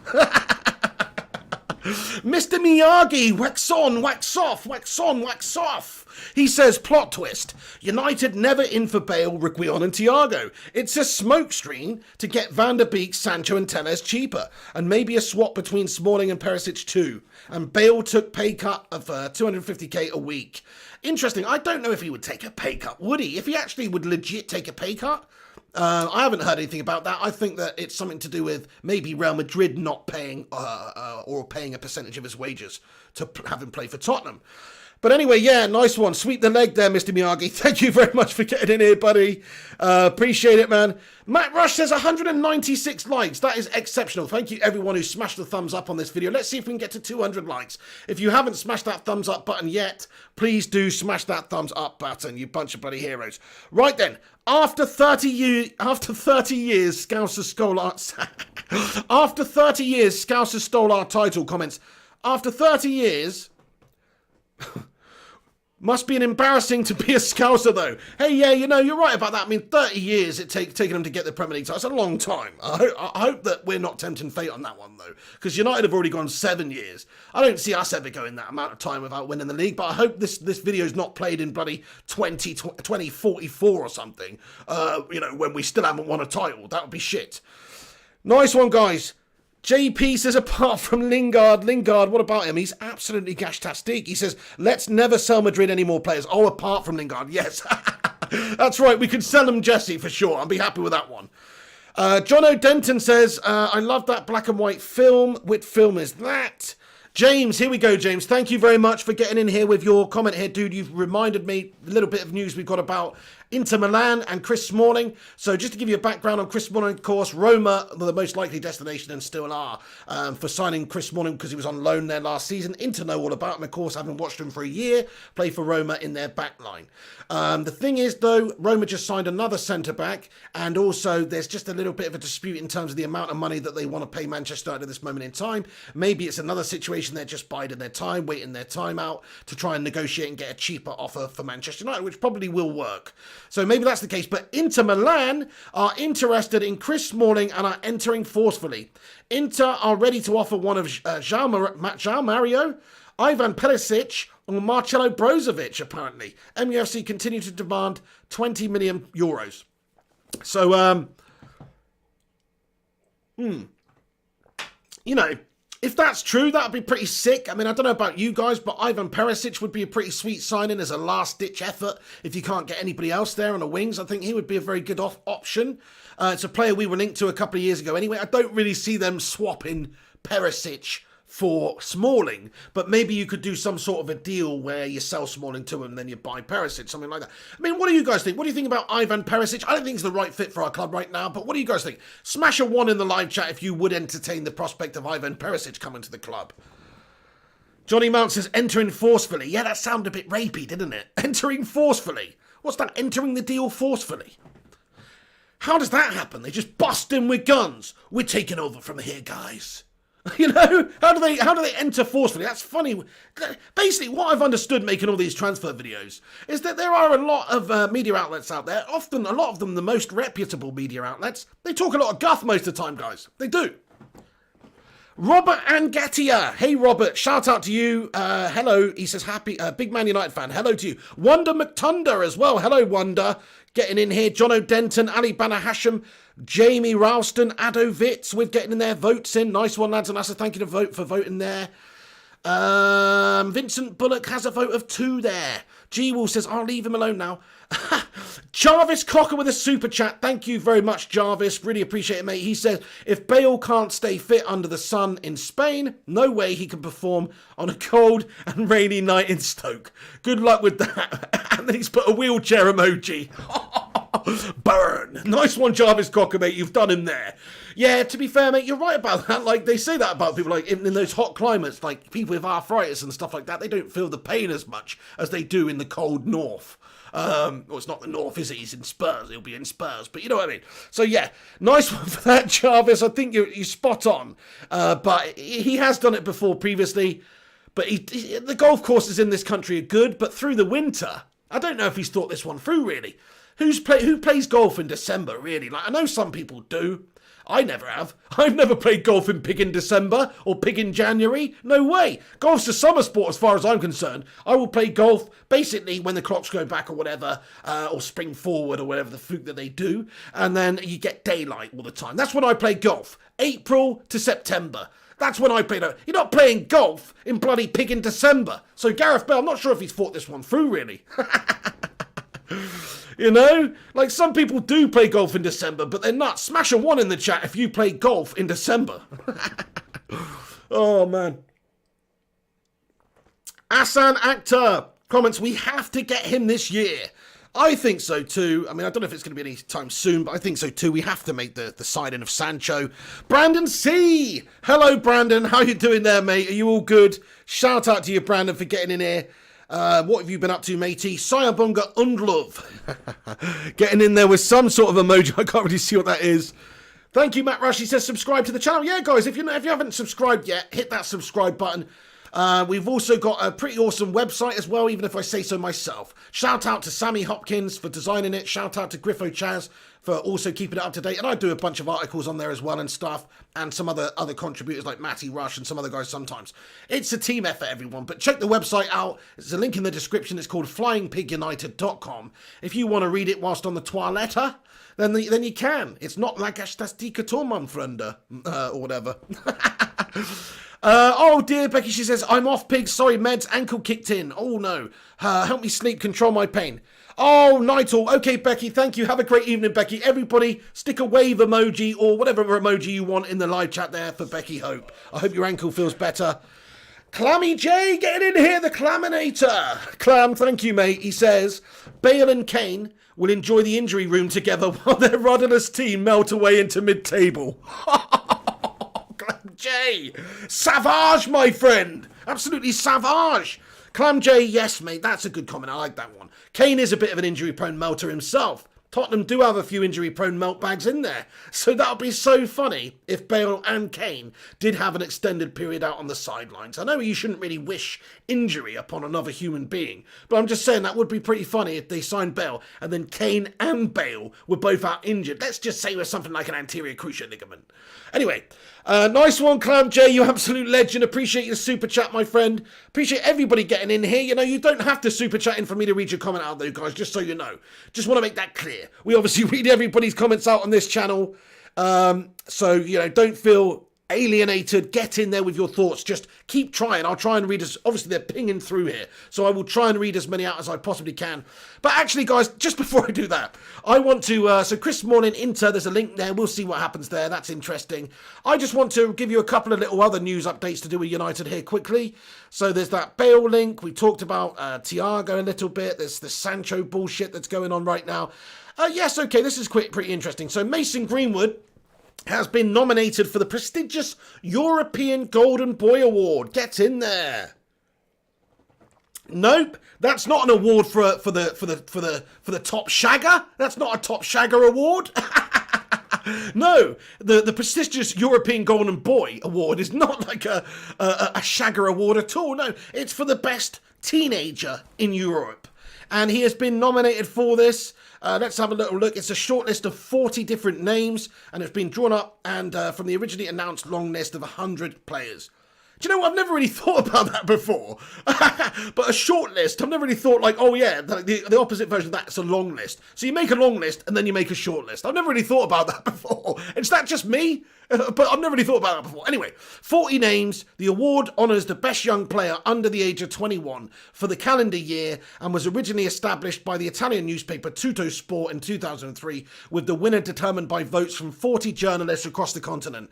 Former winners include Kylian Mbappe, Lionel Messi and Wayne Rooney. Atletico Madrid's João Felix claimed the award last year. So just to give you a bit of insight into that one, look, I'll give you the shortlist here a little bit here. There's a couple of local English players that are in there. Jadon Sancho's also nominated for the award. I've got a feeling maybe Jadon Sancho might be getting the award for that. A couple of Man City players. Phil Foden's in there. Ferran Torres is in there. Wolves' Fabio Silva. Arsenal's Saka is in there as well. Bukayo Saka. And Chelsea's Callum Hudson-Odoi. Liverpool defender Nico Williams also makes the list. Camavinga's in there. Who else is in there? Jonathan David from Lille. Sebastiano Esposito at Inter. Phil Foden, yes, as I've said. Erling Haaland, he's another one as well. So I think really the most likely player to win it in my eyes is probably Erling Haaland or Jadon Sancho. They're both Dortmund players. That tells you something, really, doesn't it? Benoit Badiashiel's on this list as well, which is quite interesting. Goes to show he's a very good young player to be considered one of the best 40 teenagers in the world, basically. Yeah, so there you go. That's basically it anyway. Who do you think's going to win that one, lads and lasses? Get your vote in. Just stick the surname of the player you think's going to win that one. I don't think Greenwood's going to win it this year because he's just too young and green. And I think, no pun intended. I didn't mean that, no pun intended. But he's just too green to the game, too fresh. So fresh and so green. And basically, he needs a little bit more time to develop to be really up there with the very best of these guys. I mean, Erling and Sancho are leaps ahead, aren't they? Danny comments Haaland. Yeah, Jonathan Gallagher says Greenwood. Ago Kelly says Sancho. AH says Pig Pod. Don't know what that means, AH. Yeah, nice one. Jamie Ralston says Haaland. Kayam Iwowski, are you, matey? Kayam, everybody stick a wave in the live chat for Kayam, one of the channel members and one of the legiondes of the channel. Shout out, Kayam. Have a great evening, mate. Everybody stick a wave in there for Kayam. Rajon says Greenwood. Ronnie Huggins says Haaland. I think Haaland as well, actually, maybe. Adovit says Haaland. Actually, no, it's very close between Sancho and Haaland for me. You have to remember that Haaland was doing it for most of the last year, over the calendar year, in the Austrian Bundesliga. Of course, Dortmund did buy him, was it the start of last season? I can't really remember now. I've got a really bad memory. But of course, they signed him, and then he started doing the business immediately for them, even in the... I think he's got like 10 Champions League goals this last season. Just started instantly doing the business for them. Nice one, G Wolf United. He says, K-Am, mate, take it easy, bro. Shout out to all the moderators, all the blue spanners in here, by the way, that keep this live chat nice and safe and friendly and interactive. Shout out to all these guys. Give them a little cheeky love heart emoji in the live chat for the mods. Nice one. Right then, okay, so there you go. It's interesting, isn't it? A few different talking points and debates. Lejon Cake says, is Haaland even human? Judging by his face, I would say no, he's not. No, that's harsh, bro, that's harsh. He's actually, you know, whatever, each their own. But no, Yeah, he is human. He is human. Look, he's had a great time, hasn't he? We'll see if he can sustain it. He does actually seem like a ridiculous boss. He's quick and strong and can finish like no other. He's going to be one of the best players in the world. I'm sure he's still only ridiculously young. So it's a good shout. Okay then, also a couple of other little things. Berbatov makes a prediction about Donny van de Beek. I just want to read this out from one of our ex-legends. We've also got another bit of information from one of our ex-legends about Donny van de Beek as well.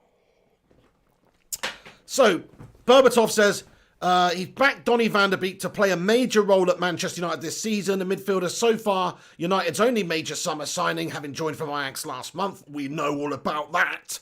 Van de Beek, 23, made his first appearance in a Red Devils shirt during their pre-season friendly against Aston Villa at the weekend, and could be in line to make his competitive debut in United's opening game of the season against Palace. Yeah, I think that's fair to say, and Berbatov has been impressed with what he has seen from the Dutch international. He expects Van de Beek to be a big signing for the Reds. So this is what he said anyway. Berbatov, when speaking about Van de Beek, he said, give me a moment. He said, my other old team United are back this weekend and I expect them to take 3 points against Crystal Palace on Saturday. He went on to say, I saw Donny van de Beek play the friendly against Villa and it was very positive. He will have a huge role in all the big games this year. People expect a lot from him and a lot from the team. They are Manchester United and it's been too long since they challenged for the title. So that's just Berbatov saying, you know, what most of us thought after seeing that game from Donny van de Beek against Aston Villa, that he did look really good. And all of a sudden, all the people that were doubting maybe that signing, the silence, they were silenced because he obviously had a really good game. He looked very creative. He created 2 or 3 really good chances for his teammates. And he also looked very defensively sound throughout. And his passing was brilliant. He just looked like a ready-made player to slot into United's team right now. And at 23 years of age, he's the right age to get better and improve and turn himself into a star in this Premier League side and at United. So loving what Berbatov had to say about that. I think he's spot on. I think that is absolutely the case. I think he's going to be an excellent player for us. Very impressed with his first game against Villa. Let's see how he does. Also, Edwin van der Sar was talking about him too. Edwin, another legend, he said he was talking to the MUTV group chat here. He said he can play in different positions in midfield. He can be 6 or an 8 or a 10. He has a great eye for a goal. His technique is brilliant. He can go box to box. He said, this is what I said during the stream, by the way, on the watch along. So it's not just me that saw the similarity. Just the way he handles himself on the ball, how he possesses the ball, how he intelligently moves away from any attacking player that's coming near him and finds that right pass. That I saw that in him in that 90 minutes. He says, I'd compare him a little bit to Scholesy. Although Scholesy had a cracker of a shot from 30 to 40 yards out, and that's not Donny's strength. But he likes to come into the box and chip in with goals. Maybe it's unfair to compare him to Scholesy, actually. Yeah, I think it probably is a bit unfair to compare him to Scholesy. But he's a good lad, and I'm sure he'll be a great addition to the team that Ole Gunnar Solskjaer is creating for United. I presume he's had a talk with Ole, and they've talked about different positions he can play. He's multifunctional. He can play a little bit deeper, which I think is his preferred role. I think that's going to be his preferred role for United as well. And I think Solskjaer is going to utilise him there, like we sort of saw him against Aston Villa. He says, of course, we know United already have a couple of great midfielders there. So he will find his way into the team. And also with the amount of games that top clubs need to play this year in the Premier League and the Champions League and the cup matches, everything is quite intense. So you need a good wide squad. And I think the midfield looks okay at the moment for United. Absolutely, he's right. The midfield is the one area of the team that we've got depth and quality in to probably navigate all of the games that we've got this season. Huge amount of games this season. Got to navigate them all. Different competitions. You want to give a respectable account of yourself in every single one of those competitions. You need to have the squad capable of doing it. And our midfield is capable of doing that now. You've got Pogba, you've got Van der Beek, McTominay, Matic, Bruno, Fred. That's a lot of depth there. May not be the absolute best midfield in the world, but certainly you choose 3 or 4 of those players, you're always going to have a good midfield out there. Pogba, Van der Beek, Bruno. Matic, Pogba, Bruno. Matic, Van der Beek, Bruno. Always Bruno, though. But not necessarily. Like we could say Pogba could go forward a little bit into that CAM role. That is a position that he likes to play. So you never know. It gives us so many different options. That's all that Van der Sar is saying. He's saying that Van der Beek gives United so many different options. He can play in the hole. He can play CDM. He can play in as a box-to-box midfielder. He can play as a deep line playmaker. He can do the lot, is what Van der Sar is saying. So I'm very impressed by him settling into the side and all the sort of stuff that he's had to say. And he seems to be absolutely saying all the right stuff. He's loving it. He's saying that United's like a family. You know, he can feel that family vibe from United already. He said that he was very happy to join the club after seeing such talents like, you know, Ruud van Nistelrooy, Robin van Persie, these Dutch legends play for this great club. So he's obviously had a little bit of inspiration from them and he wants to be that next crop. I love him, Donny van de Beek. Seems like a good lad, seems like a great player, seems like somebody who's switched on, professional, good mentality, good character. That's a great signing by Solskjaer. Again, I mean, it's early days, let's see how he does. But you can just see the character in the guy. That's what Solskjaer's doing now. He's not just looking for big name prima donna meltbacks like Alexis Sanchez. He's looking for characters. And that's exactly what Van der Beek is. I think he's a character. I think he's a leader. I think he's going to push and probe his teammates out there, just like a Bruno Fernandes would.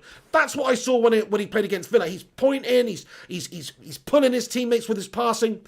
He was literally controlling the game out there, I thought. So yeah, fantastic display Donny van de Beek had. Let's hope for much more of it in the Premier League as well, in the Premier League proper. Legends. Okay then. Yeah, he said it's a family club. Everyone has helped me and made me feel at home, which has given me the confidence to play. There you go. Loves it. He's loving it. Tahith Chong got on the score sheet tonight. His first goal on his debut for Werder Bremen. Werder Bremen won 2-0, by the way. Look at this goal. I'm watching it now. He's taking it like an absolute beast for Werder Bremen there. One-on-one. Slots it away. Bottom left-hand corner. No messing around from Tahith Chong. If you want to check out Tahith Chong's Twitter, then the goal is on his Twitter. He's put it on there. And oh my days, it's a good goal. Tahith Chong scoring on his Werder Bremen debut there in the league, I'm guessing that is. Is it a Bundesliga debut? Because he's played the other day, didn't he? But either way, on his debut, Chong scoring the 88th minute winner. Get in there, Tahith. Come on, the Chonginator. Get in there, my son. You know? So that's good. It's not that good, is it? He's doing it for Werder Bremen. I just wanted to bring it up. Yeah, Matt Rush, he says, Chong's doing well. Hey, Mary Homeyard. Yeah, right back at you too, you absolute legend. Nicola is a footballer. What's going on there? Jojo in the house. Hello, Jojo. Lucy Galbraith says, why doesn't Donny get in the international team? I think he does, doesn't he, Lucy? Maybe he's not in the current squad then, but no, he was in the current squad, wasn't he? Yeah, he does. He gets into the Dutch side. He's been capped 10 times, I think, by them. Yeah, that's right. Cresswell says Chong. Palmerius says this was last week, I think. Oh, was it? I was going to say, maybe that's just his reaction that he posted then. My bad. Because he's just popped up on my Twitter here. And it was just a goal. And it says it was, maybe that was last week then. Somebody do the research. Just popped up on my Twitter feed there. I didn't have time to do the research. Anyway, thank you guys for everyone who's getting in here. Jeanette Pugh says third tier cup game pig. Oh, okay. Third tier cup game. Okay then, fair enough. Well, you know, still got to take your chances. Still got to beat the players out there in front of you, don't you? Benjamin Aaron says, I see the beard trim. How's it going there? Yeah, I've shaved it off. Well, I just used some clippers. What's going on with my hair, man? I just used some clippers, by the way. I hate wet shaving. I get a rash, man. Piggies are not meant to be shaved, you know. Like when you get some crackling. Sometimes you get crackling, or maybe even a pork scratching at the pub. Sometimes a little hair on it. Piggies don't like to be shaved. You know what I mean? Okay then, lads and lasses. Right then, so I'm going to get back into the comment section now. We're just going to have a little Q&A for 10 minutes. So if you want to ask me anything, if you want to have your say on anything we've discussed in this, tell me who we should sign. Mark Voot, thank you. Abadayo Fawaz, after 30 years, Scouse has stole our title. Daz Sweets, Ryan Berbaspin, Mangashu, 911 GT, Matt Rush, Andy Simmons, Cress Welsing, Lucy Galbraith, Primot, Steve Arch, Ayade Sunday. Hello, mate. He says, good evening, big man. Pleased I just joined. What is the update? Nice one, IRA Sunday. Thank you for stopping by, IRA. Appreciate it, dude. Mary Homeyard, legend as well. Jonathan Gallagher, Ellie. Hope you're feeling better. Cresswell Singh, JP, G Wolf, Adebayo, Daz Reynolds, Johnny Gallagher, Mark Vu, Eddie A.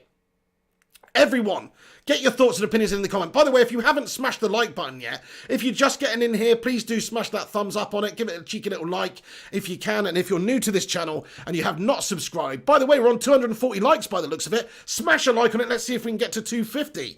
And if you're new to the channel, smash the subscribe button. Get involved. We do 2 daily Manchester United transfer roundup shows. One in the afternoon about 2:33 and another one at 9:30 p.m. every single evening, lads and lasses. So get involved.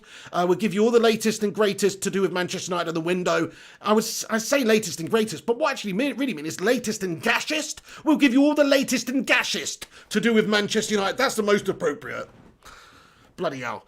Nice one, Mugamat Sampson. Hello, the Trooper. Hello to you, the Trooper. Good evening, James. Hi to you, James. Daniel Sharif as well says Ollie on wheels.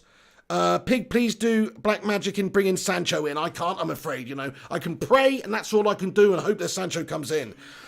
Jimmy Marsh says, are you calm tonight? Had a few diazepam, have you, Pig? Mate, I'm chilling out a little bit. I'm trying to chill out, It's a heck of a window, though. It's very stressful. Sometimes things boil over and I do have a tendency to wind myself up a little bit sometimes. So it is a lot of mood dependent, but also depending on what's going on and how long I've had to process that information is also another factor.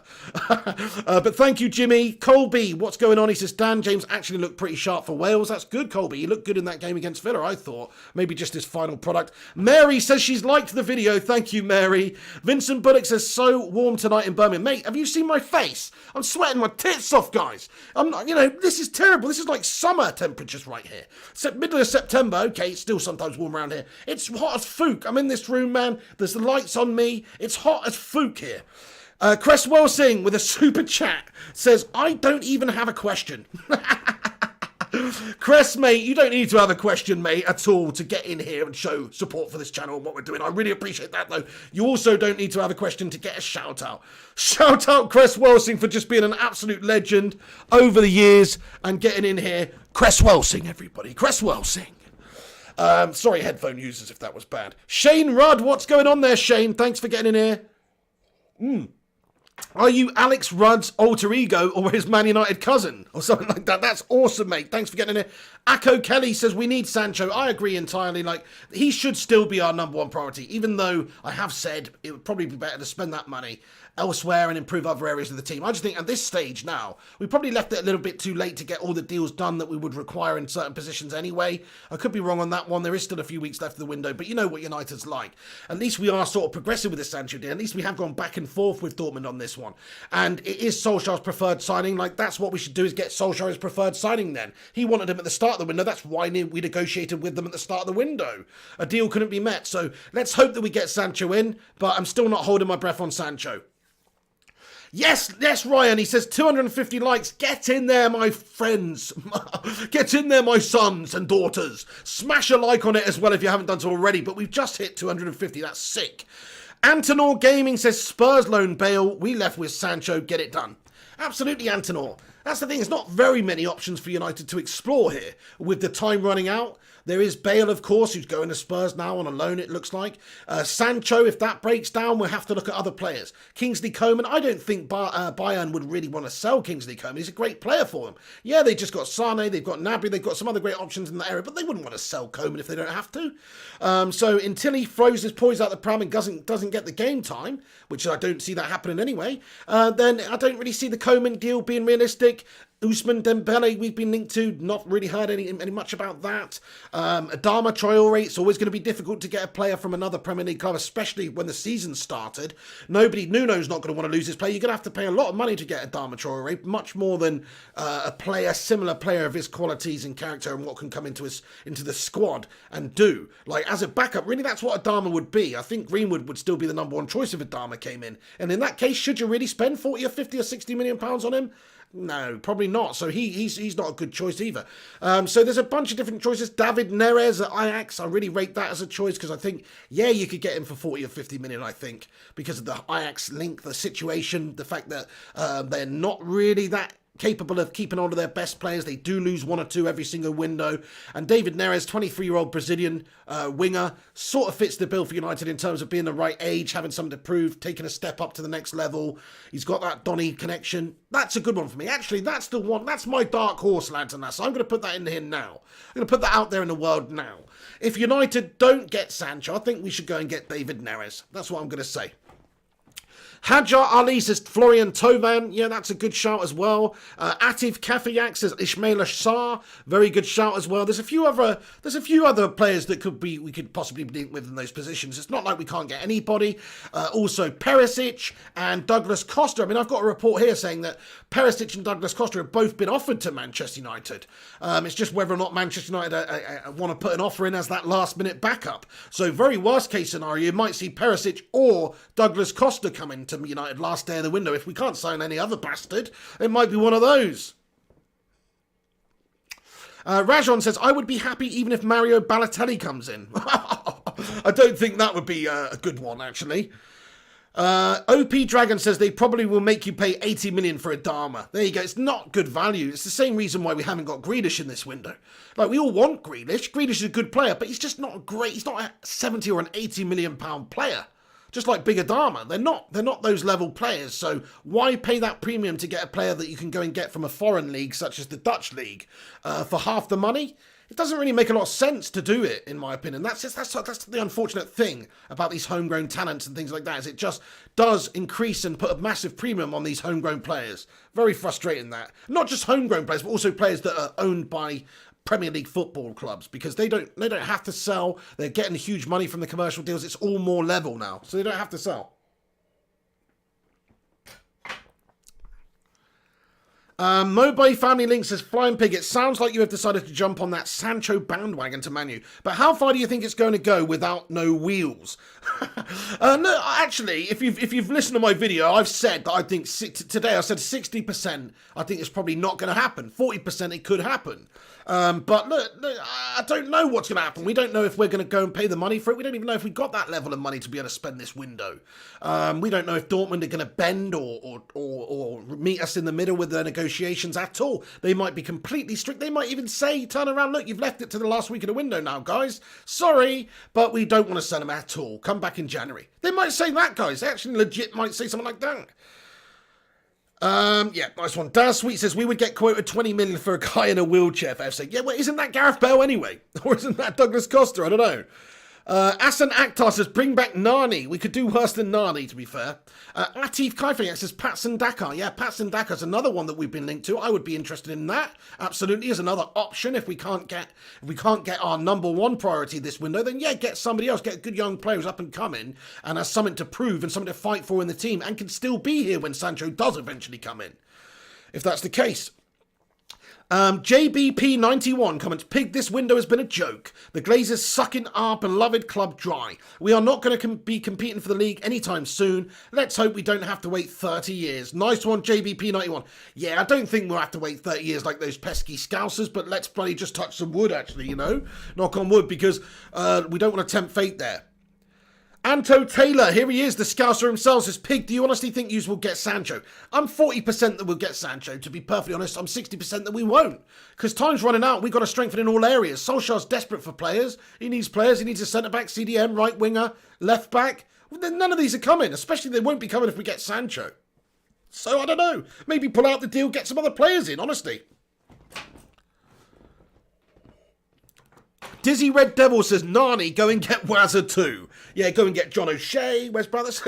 Get the old boys in there. No, Nani's obviously not the level for United now, but certainly at the time. I mean, if you look at Nani's stats while he was at United, they're incredible, actually. Like, in terms of assists and stuff like that, he's got more than Ronaldo. He was bossing it, man. Look at Nani's stats at United. Ridiculous player for us for a number of years.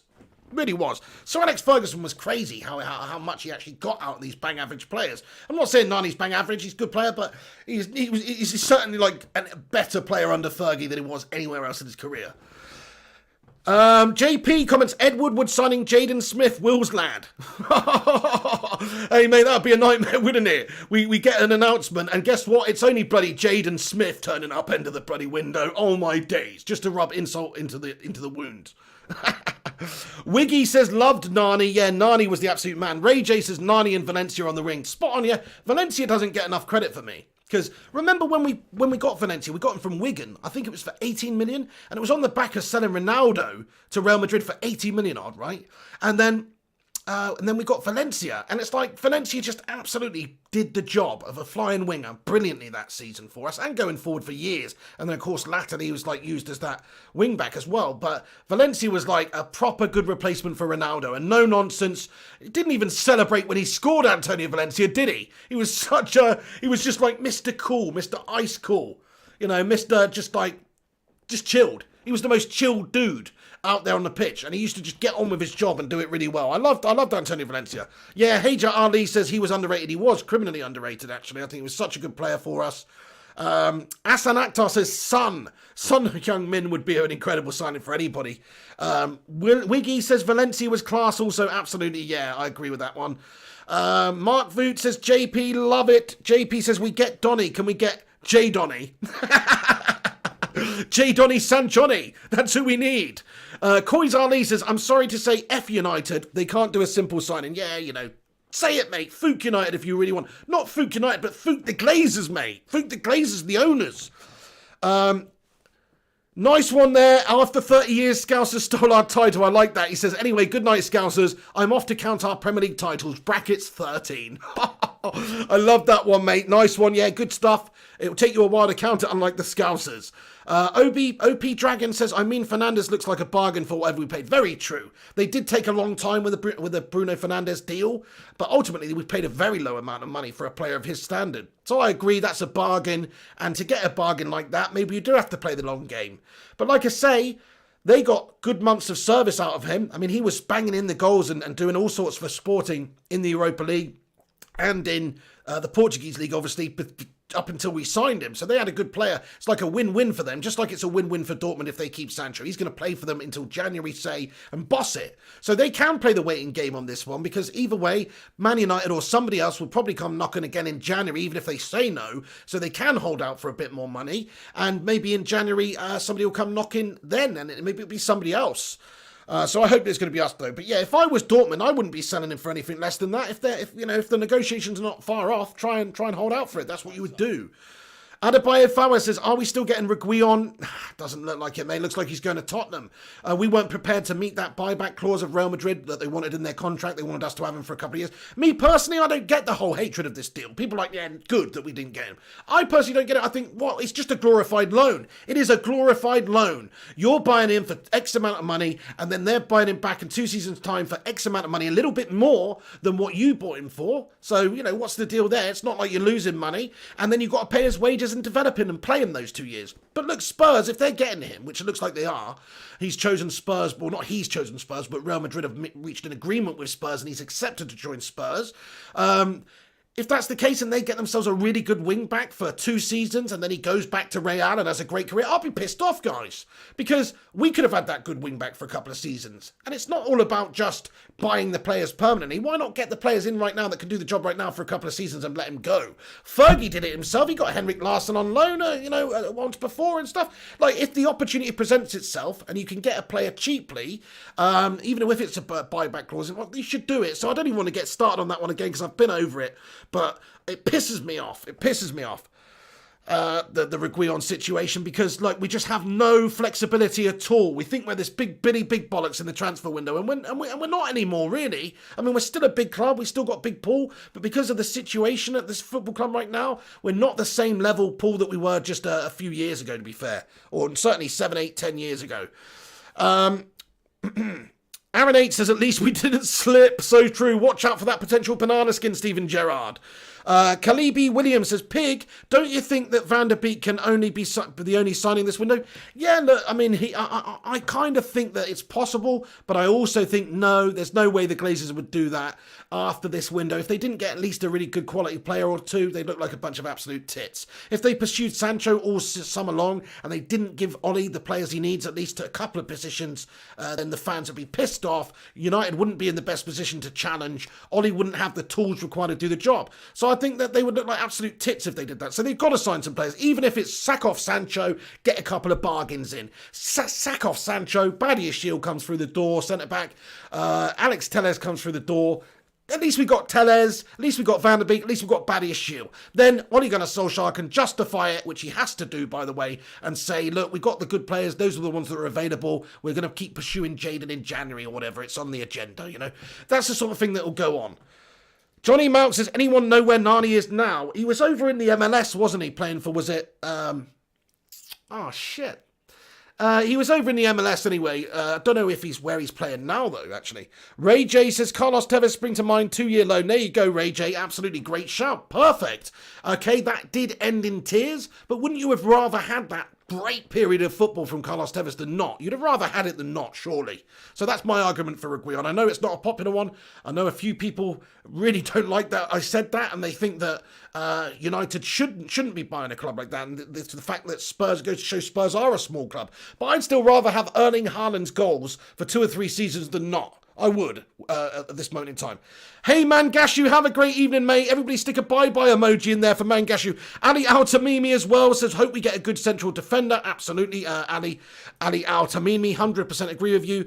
Dizzy Red Devil says, Donnell, good point. Where's Donnell's comment? See if I can read it. See if it is a good point indeed. I can't quite see your comment there, Donnell, but comment it again if you want.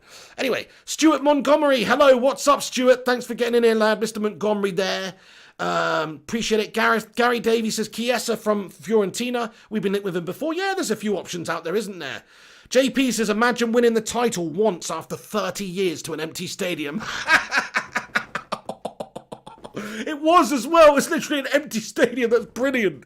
Oh, wankers. Anyway, Orlando, that's it. Orlando City FC. That's it. I knew it was a Florida-based one. Yeah, I knew it was Florida. It's that purple kit horrendousness, isn't it? Anyway, yeah, nice one, guys. Anto Taylor says, do you honestly think the bus driver can deliver you the title? It's not really about that this season for us, Anto Taylor. Look, okay, fair enough. Kloppy's probably going to be there and thereabouts. And look, he has obviously got them pretty well-oiled machine of a team, to be fair. Liverpool, they play good football. I can't really criticise them that way, but I don't think they'll do as good as last year. I think they'll do. It would be so crazy to expect them to go on that run of not dropping any points and stuff like that. That was a remarkable season, to be fair. Still got battered up 3-0 by Watford to bring it all to an end, though. But the fact is, like, it's a little bit. It takes a special season to do that. I don't think they're going to recreate that. Will they challenge for the title again? Yes, I do.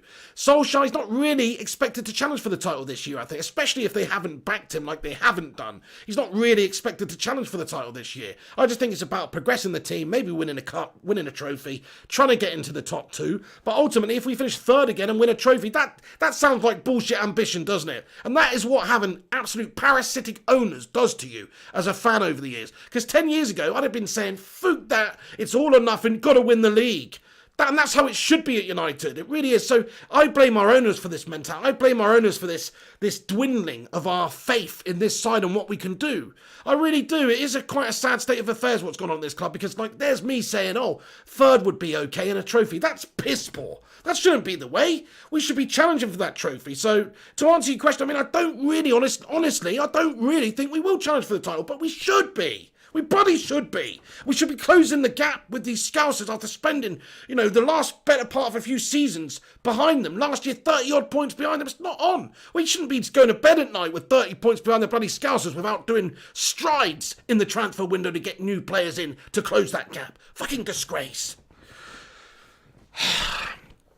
Mark Alexander says 2 more players United will get. Sancho by the 3rd of October. Don't panic. 2 more players will make a big difference. Look at Bruno. Once we got him, he changed the entire team completely. Very true. It's about adding those puzzle pieces in there. Speaking to the Scouser Anto there about the Scousers as well. Look at their situation over the years. Klopp came in. He didn't do it overnight. He had a mare for a few seasons, really. He had to get his foundation in there, and he had to get the right puzzle pieces in there. They added Van Dijk. They added Alisson. He got the puzzle pieces in there. Robertson, Alexander-Arnold. He filled the puzzle pieces, and then they became a complete set. That's exactly what United can do. We're only a couple of positions away from having a full set ourselves. Jaffin Neptune comments: does Mata get in if we get does it? What does it do to Mata if we get Sancho? Yeah, he's probably not going to play much. He might be backup CAM though for Bruno. Sometimes. JP, or he's going to go. JP comments, my soul left in the Moisey era. I hear you on that one, mate. The stench left after he left. Still lingers around a little bit, though. Matt Rush says, where is this take advantage of the transfer market? It's so true. We need to be taking advantage and filling up these holes in the team. Big God Bob says, this Sancho, the man, bro, doesn't come to United. I will bribe Slabby to bulldoze a Mount Everest to the ground with his legendary superhuman skull. Hey, Slabby, could you just run into Mount Everest, please? We need to do a little bit of a demolition job. Mark Voot says, JP not full of window liquors. Oh, crikey. Anyway, Mark Voot, thank you for that, Mark. Getting in here. Clifford Day, Papa Stores, hello to you too, says, hey, Pig Gang. Hey to you, Papa Stores. OP Dragon says, Klopp my ass. Kloppy, what a floppy jalopy. Have you seen his teeth, man? What's that all about? Does he think that looks good? That's too white. They look too pristine. Like, nobody has teeth that white. It looks like he looks like he literally takes out his dentures and puts them in bleach every single night. It's not a good look, I don't think. They're too striking. Cress Welsing says, David Moyes is a legend in his own mind. Javin Neptune says, who's your favourite United player? Look, right now, it's probably Rashford or Greenwood, it's probably one of those. I just like their mentality, like the way they go about it. I still don't understand all the criticism of Rashford this season. I think over the course of the season he was brilliant. Scored 17 goals, Thank you, IRA Sunday says, I love your passion. Big man, I feel the same. United just make me sick with all this transfer saga. Good shout there, IRA. Thank you very much for the love, mate.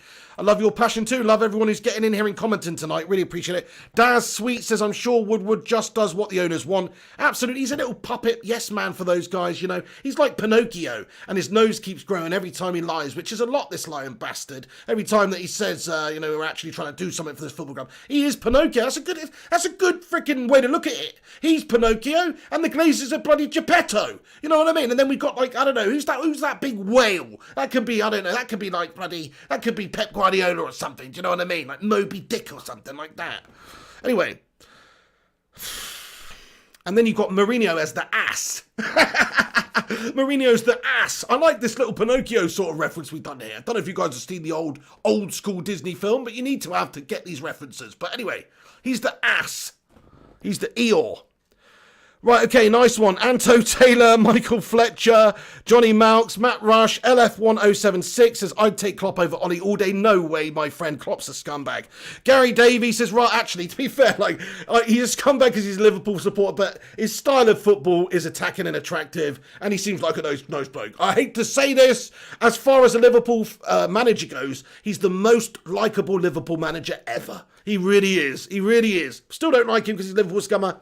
He's the most likeable Liverpool manager ever. I mean, Kenny Dalglish or Klopp. I wouldn't piss on Kenny if he was on fire. Anyway, Ziga David says it happens every time. Manu will go into the season with only Donny van der Beek and the end transfer without signing anyone. We need to get the Glazers out of our red. Totally agree, Ziga David. This is getting a bit silly now. We do need to sign some players. And the Glazers need to go even if they do sign the players. Jim Body comments, any chance we're going to buy any new players? Why does it take so long? There is some chance. It all hinges on Jadon. Do we get Jadon and one other bargain player? Or do we not get Jadon and go out there and get 3 or 4 good players? Thiago could be a possibility if that was the case. Also think that Badiashile or Upamecano could be a possibility if that was the case, if we didn't get Sancho. And also Tellez would be great too. Carlos Pereira says, what players that didn't perform up to scratch last year you think we could pleasantly surprise us all this year? Good question, Carlos. I think David De Gea is the one that springs to mind. I think he's got every ability to put in a really strong season again and be a candidate for our player of the season again. He was multiple times. I think that it's just a really bad season for him. He needs to get that confidence back, that mental aspect of it back, and he could be just as good as he ever was. But that's a big if. Hopefully he can do it. But yeah, I expect him to have a much better season than he did last year. I also expect Harry Maguire, especially if he's given a new partner at the back, to have a better season than he did last year. Not saying he was terrible last year. I thought he was good, but he still made a bunch of errors here and there, and he did never really cement a good partnership with anybody. So I'd like to see somebody else helping him and him having a better year, and I think he will have a better year this year. I would like to say Pogba, but I don't think that's going to be the case. I think it'll still be hit or miss with him, as it has been for the 4 years he's been here. It's been completely hit or miss, really, with Pogba. Hopefully that changes. Who else? Daniel James, I think he'll have a better season in a bit part role. I think he'll have a better season. Martial, I think he's going to have to get up to 25 goals or somewhere around that this season, playing as United's number 9. That's the role you've got. That's what you've got to do. So hopefully he can do that. Yeah, everyone else, I'm pretty happy with how they're getting on. I think there's a few players there that should be looking to do a bit better this year, though. Thank you for your question, matey. Let's have a look who else has got a question who I haven't necessarily answered yet. Hams Master says, United are a shambles. Bit harsh, mate. United's owners are a freaking shambles.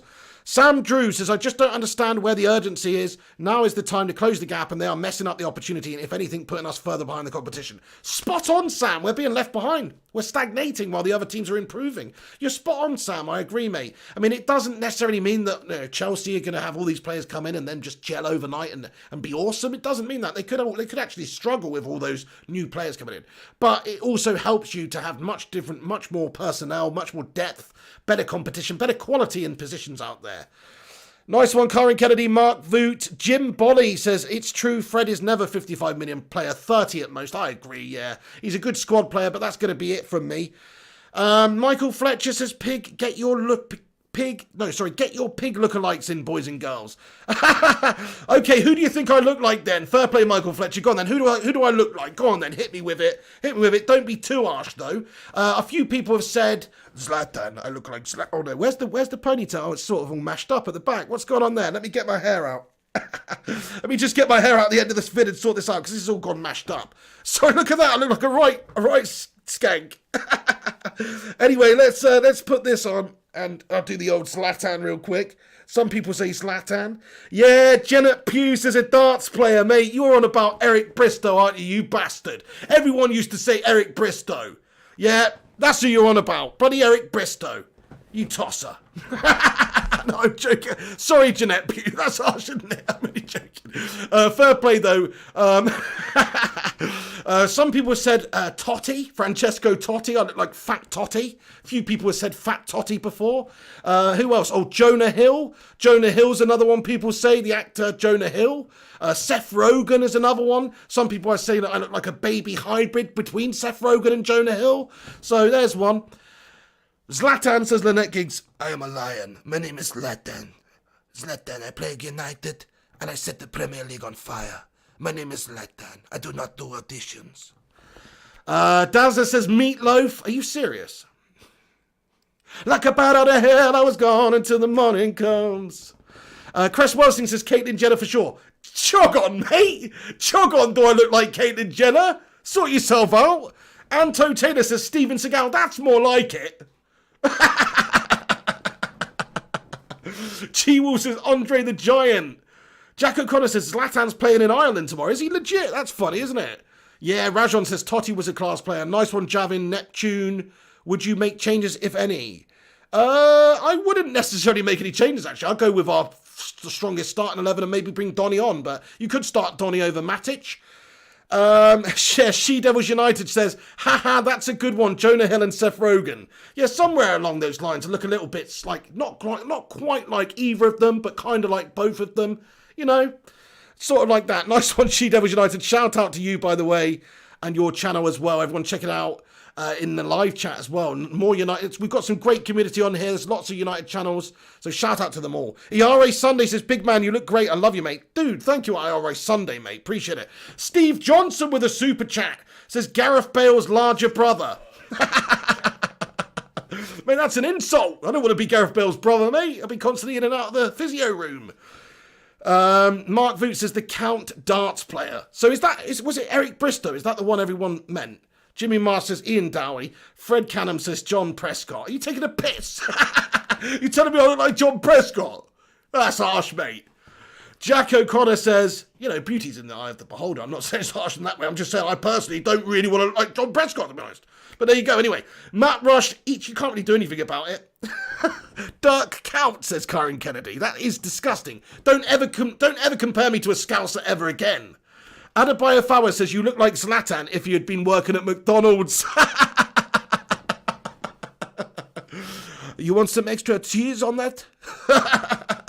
Zlatan doesn't take orders. Zlatan doesn't take orders through the drive-thru. If you want to order food with Zlatan, you must come into the shop, into the store, and place your order to Zlatan's face. You must look Zlatan in the eyes. If you want to order your quarter pounder with cheese, you must look Zlatan directly in the eyes, my friend.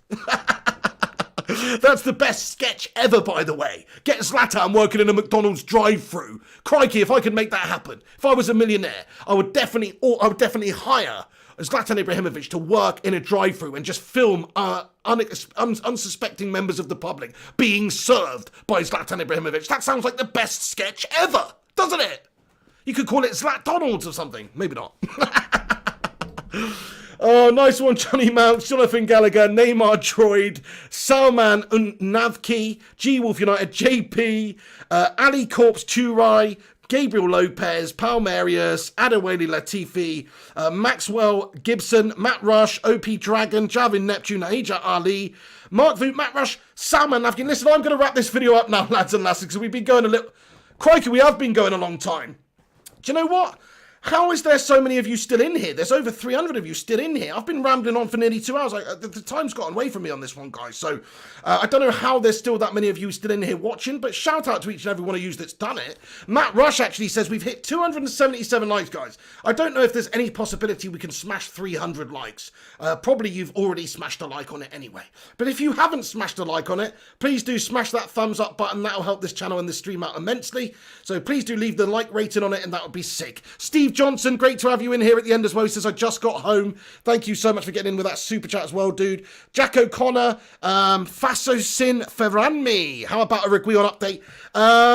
He's going to Spurs, mate. I mean, I don't want to do another update right now, to be honest with you. But look, he's going to Spurs, mate. That's the long and short of it. We didn't want to pay the buyback deal, or we didn't want to have to deal with the buyback clause in it, and Spurs didn't care. So that's basically it. They did the deal with Spurs. What can we say? Yavin Neptune says, just like, thank you. OP Dragon as well says, great stream. Eddie A says, why would you leave, you pig? Well, you know, I've got to chill at some point, mate. I've got to stop this at some point. Otherwise, we'll just keep going on and on and on and on, won't we? I'll stick around maybe for 2 more minutes then. Okay, fine. Palmeria says, you look like Kane times crossed with The Undertaker. And that's pretty badass, to be fair. If you're going to look like anybody, how badass is that if you look like Kane crossed with The Undertaker? The Canaanator, you know what I mean? The Cane Taker. Anyway. Or the Cunter Taker. No, yeah, the Cunda Taker. That's what you get when he mixed Kane and The Undertaker, the Cunda Taker. Sorry. That's messed up. Anyway. Jimmy Mars says, no Chinese tonight, pig. Not tonight, mate. I had a pretty healthy dinner tonight, actually. I just had veg, I had a bit of Swede mash, and I had some fish. Pretty freaking good, healthy dinner for the pig, I'm not going to lie. Big God Bob says, don't leave, just take drugs, pig. That's not going to happen. Jack O'Connor says, thoughts on the Republic of Ireland football team? I think that it's a little, they're just not as good as they used to, I don't know, mate, to be honest with you. Where is their star player right now? Where's the Robbie Keane? Where's the Roy Keane? I just think that they are struggling a little bit there at the moment, but I don't really follow Irish football. I'm not going to lie and pretend like I even know what their last results were. So I'm not going to lie, but I do think that's the case. IRA Sunday says, I absolutely love your channel, big man. You have made my night, boss. Shout out to you, IRA. Thank you, everybody, for all the positivity. A bunch of legends. Really appreciate all the positivity and all the good vibes everyone puts in this channel. It's a great community of peeps. Really, thank you so much. Thank you for that, Anto Taylor, mate. I'll take that all day long, especially from a Liverpool fan. Says you are so many levels above a certain you-know-who. Nice one, I'll take that. Neymar Droid says, just go, pig. All right then, Neymar Droid, fine. I'll do one then. Charty says, welcome back, Gareth. Steve Johnson with a super chat, though, says, who's going to Spurs? Replay news for the Canadian. Okay, right, I'll give you guys just a very quick summary. Sancho, we're expecting that's going to drag on until the end of the window. United looking to get a cheaper deal done in the last few days of the window. That's what's being reported right now. So there's no rush for United to push the Sancho deal in now, apparently. Also, Reguilon, he's stitched United up. Not really him, actually, but Real Madrid. We were unable to reach a deal. We were not prepared to take him on a deal that featured a buyback clause. Spurs were, so Spurs have got Reguilon, basically. That's what it looks like right now. Sergio Reguilon will be going to Spurs on a 2-year, 3-year deal somewhere around there with a buyback clause. Real Madrid want him. He wants to go back to Real. That's why that's become the case. So United, again, it's our inability to accommodate any sort of change into a deal at this moment in time that's done it. I would say that United, in one way, it's good that we stick to our guns and we don't want to be a selling club and have players developed and play for other teams. But right now, we need some depth. Right now, we could have done with him. So it's a piss poor deal. In regards to that, also, Inter interested in Smalling. Yeah, that's basically it. Gareth Bale is pretty much going to Spurs, it looks like, at this moment in time. We understand that they've reached an agreement. We don't know the details of it at the moment, but we understand they're paying a large percentage of the wages to take him on loan. So we're missing out on Bale as well. He's going there. So it's 2 players we missed out to Spurs. Actually, Steve Johnson, Gareth Bale, and Reguilon. Pretty gash, really. Pretty gash. Chris Martin says, smashed it. Thank you, Chris Martin, and thank you for all the Coldplay music you've made over the years, mate. OP Dragon, Mark Voot says, Piggy is Ted Hankey. What's that? Mr. Miyagi says, I'm Ray Reddington. Just completed Cobra Kai, so changed my name, pig. I never left. Oh, Ray Reddington, mate. Wax on, wax off, Mr. Miyagi. By the way, some of my favourite films of all time, and that series is sick. Like, they just did such a great job with that Cobra Kai series. Like, that's a really good series. Like, they literally honoured the original about as good as they could honour it without obviously having Mr. Miyagi still alive. They honoured the original brilliantly. I love it. It's really good. Check it out. If you've not seen it, then also please do have a look at Cobra Kai on Netflix, because it's awesome. It's awesome. Neymar Droid says sleep. Okay, I'm going to go chill now, guys. Bernard Ray Media comments, your energy is admirable. Peace, bro. Dude, thanks for that, Bernard Ray, mate. I hope you have a great evening. Appreciate the positivity. Jarvis Cocker, Cress Welsing, Eddie A, Daz Sweets, Matt Rush, Neymar Droid, Adebayo Fowers, JP, Salmon Navki, Kyron Kennedy, JP, Johnny Mouse again, Char T, Jimmy Marsh, Steve Johnson, Johnny Gallagher, Matt Rush, Mr. Mullins, Salman, Fasafin Ferrananmi, Cress Welsing, Eddie A, Steve Johnson, Daz Sweets, G Wolf United, Mark Voot, Mr. Miyagi, Cress Welsing, JP, Ian W, Ali Corpse Ture, Eddie A, Rajon, Blendy, Aaron H, Palmerius, Matt Rush, JP, Cress Welsing. Everyone, I'm going to leave it there then. Thank you so much for getting in here. Big God Bob, Salman, Ryan Burbspin, Johnny Mouse, The Trooper, Chris Wilson, Colin Zachiri. Yes, Colin Zachiri. Oh, nice one. He says he's been sick for a while now. Oh, no. Everybody stick the love heart emoji in there for Colin Zachiri. I hope you feel better soon, Collins, and catch up on this video when you can. Mark Alexander, thank you. Lynette Giggs says, good show. Thank you, Lynette. Have a great evening. Eddie Benson. Yes, Mr. Benson. Great to see you, Eddie Benson. He says, night. Thanks, guys. Okay, I'm going to leave it there. Cheers for watching. Smash that thumbs up button. Let's see if we can get to 300. We're 5 off of 300. So, yeah, that's pretty sick. Thank you, guys, for liking the video. Thank you for sharing it. Thank you for watching it. Thank you for interacting with me. Have a great evening. I'll leave it there. Come back in a minute when this is finished and have your say in the not live comments. Let me know who you think United should sign. Let me know you think what the bloody hell is going on in this bloody transfer window. Come back and give me all your thoughts and opinions. I'd love to interact with you in the comment section there. Okay then, guys, thanks for watching. Check the website, flyandpigunited.com. Check the links in the description for the various different social media channels you can harass me on. Do give us a follow, though. Oh, oops, I pressed the thing too quickly there. Sorry. Legends, we hit 300 likes, everyone. Get in there, my son. Come on, have some of that. Stick that up your jumper, David Moyes. We've done it. All right, then. We'll see you later. Thanks for tuning in, you bunch of legends. This is the Ping. I'm out of here. Stay classy. And come on, United. Sort your bloody selves out now.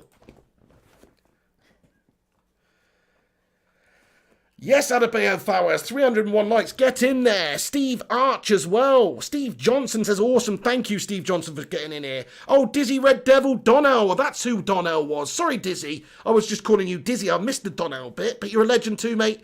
Katabara, Richard, thank you. Ali Corpse, Eddie A, Clifford Day. Who else haven't I mentioned? Vincent Bullock. Yes, Vincent.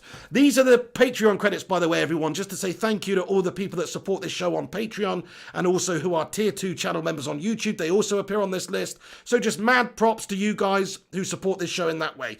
But the best way you can support this show is simply by liking the video, sharing it, and getting involved in the live chat and comments afterwards, you know, and interacting with me. That's the best thing you can do by far and away to help this channel. If you want to help this channel, do that. Anyway, guys, thank you for tuning in. Stay classy. Hope you enjoyed the show. And yeah, hopefully there's going to be some good news tomorrow, but don't hold your breath. This is United and Woodward and our board we're talking about here. And we all know they're a bunch of absolute eunuchs. Okay, guys, see you later. Take it easy.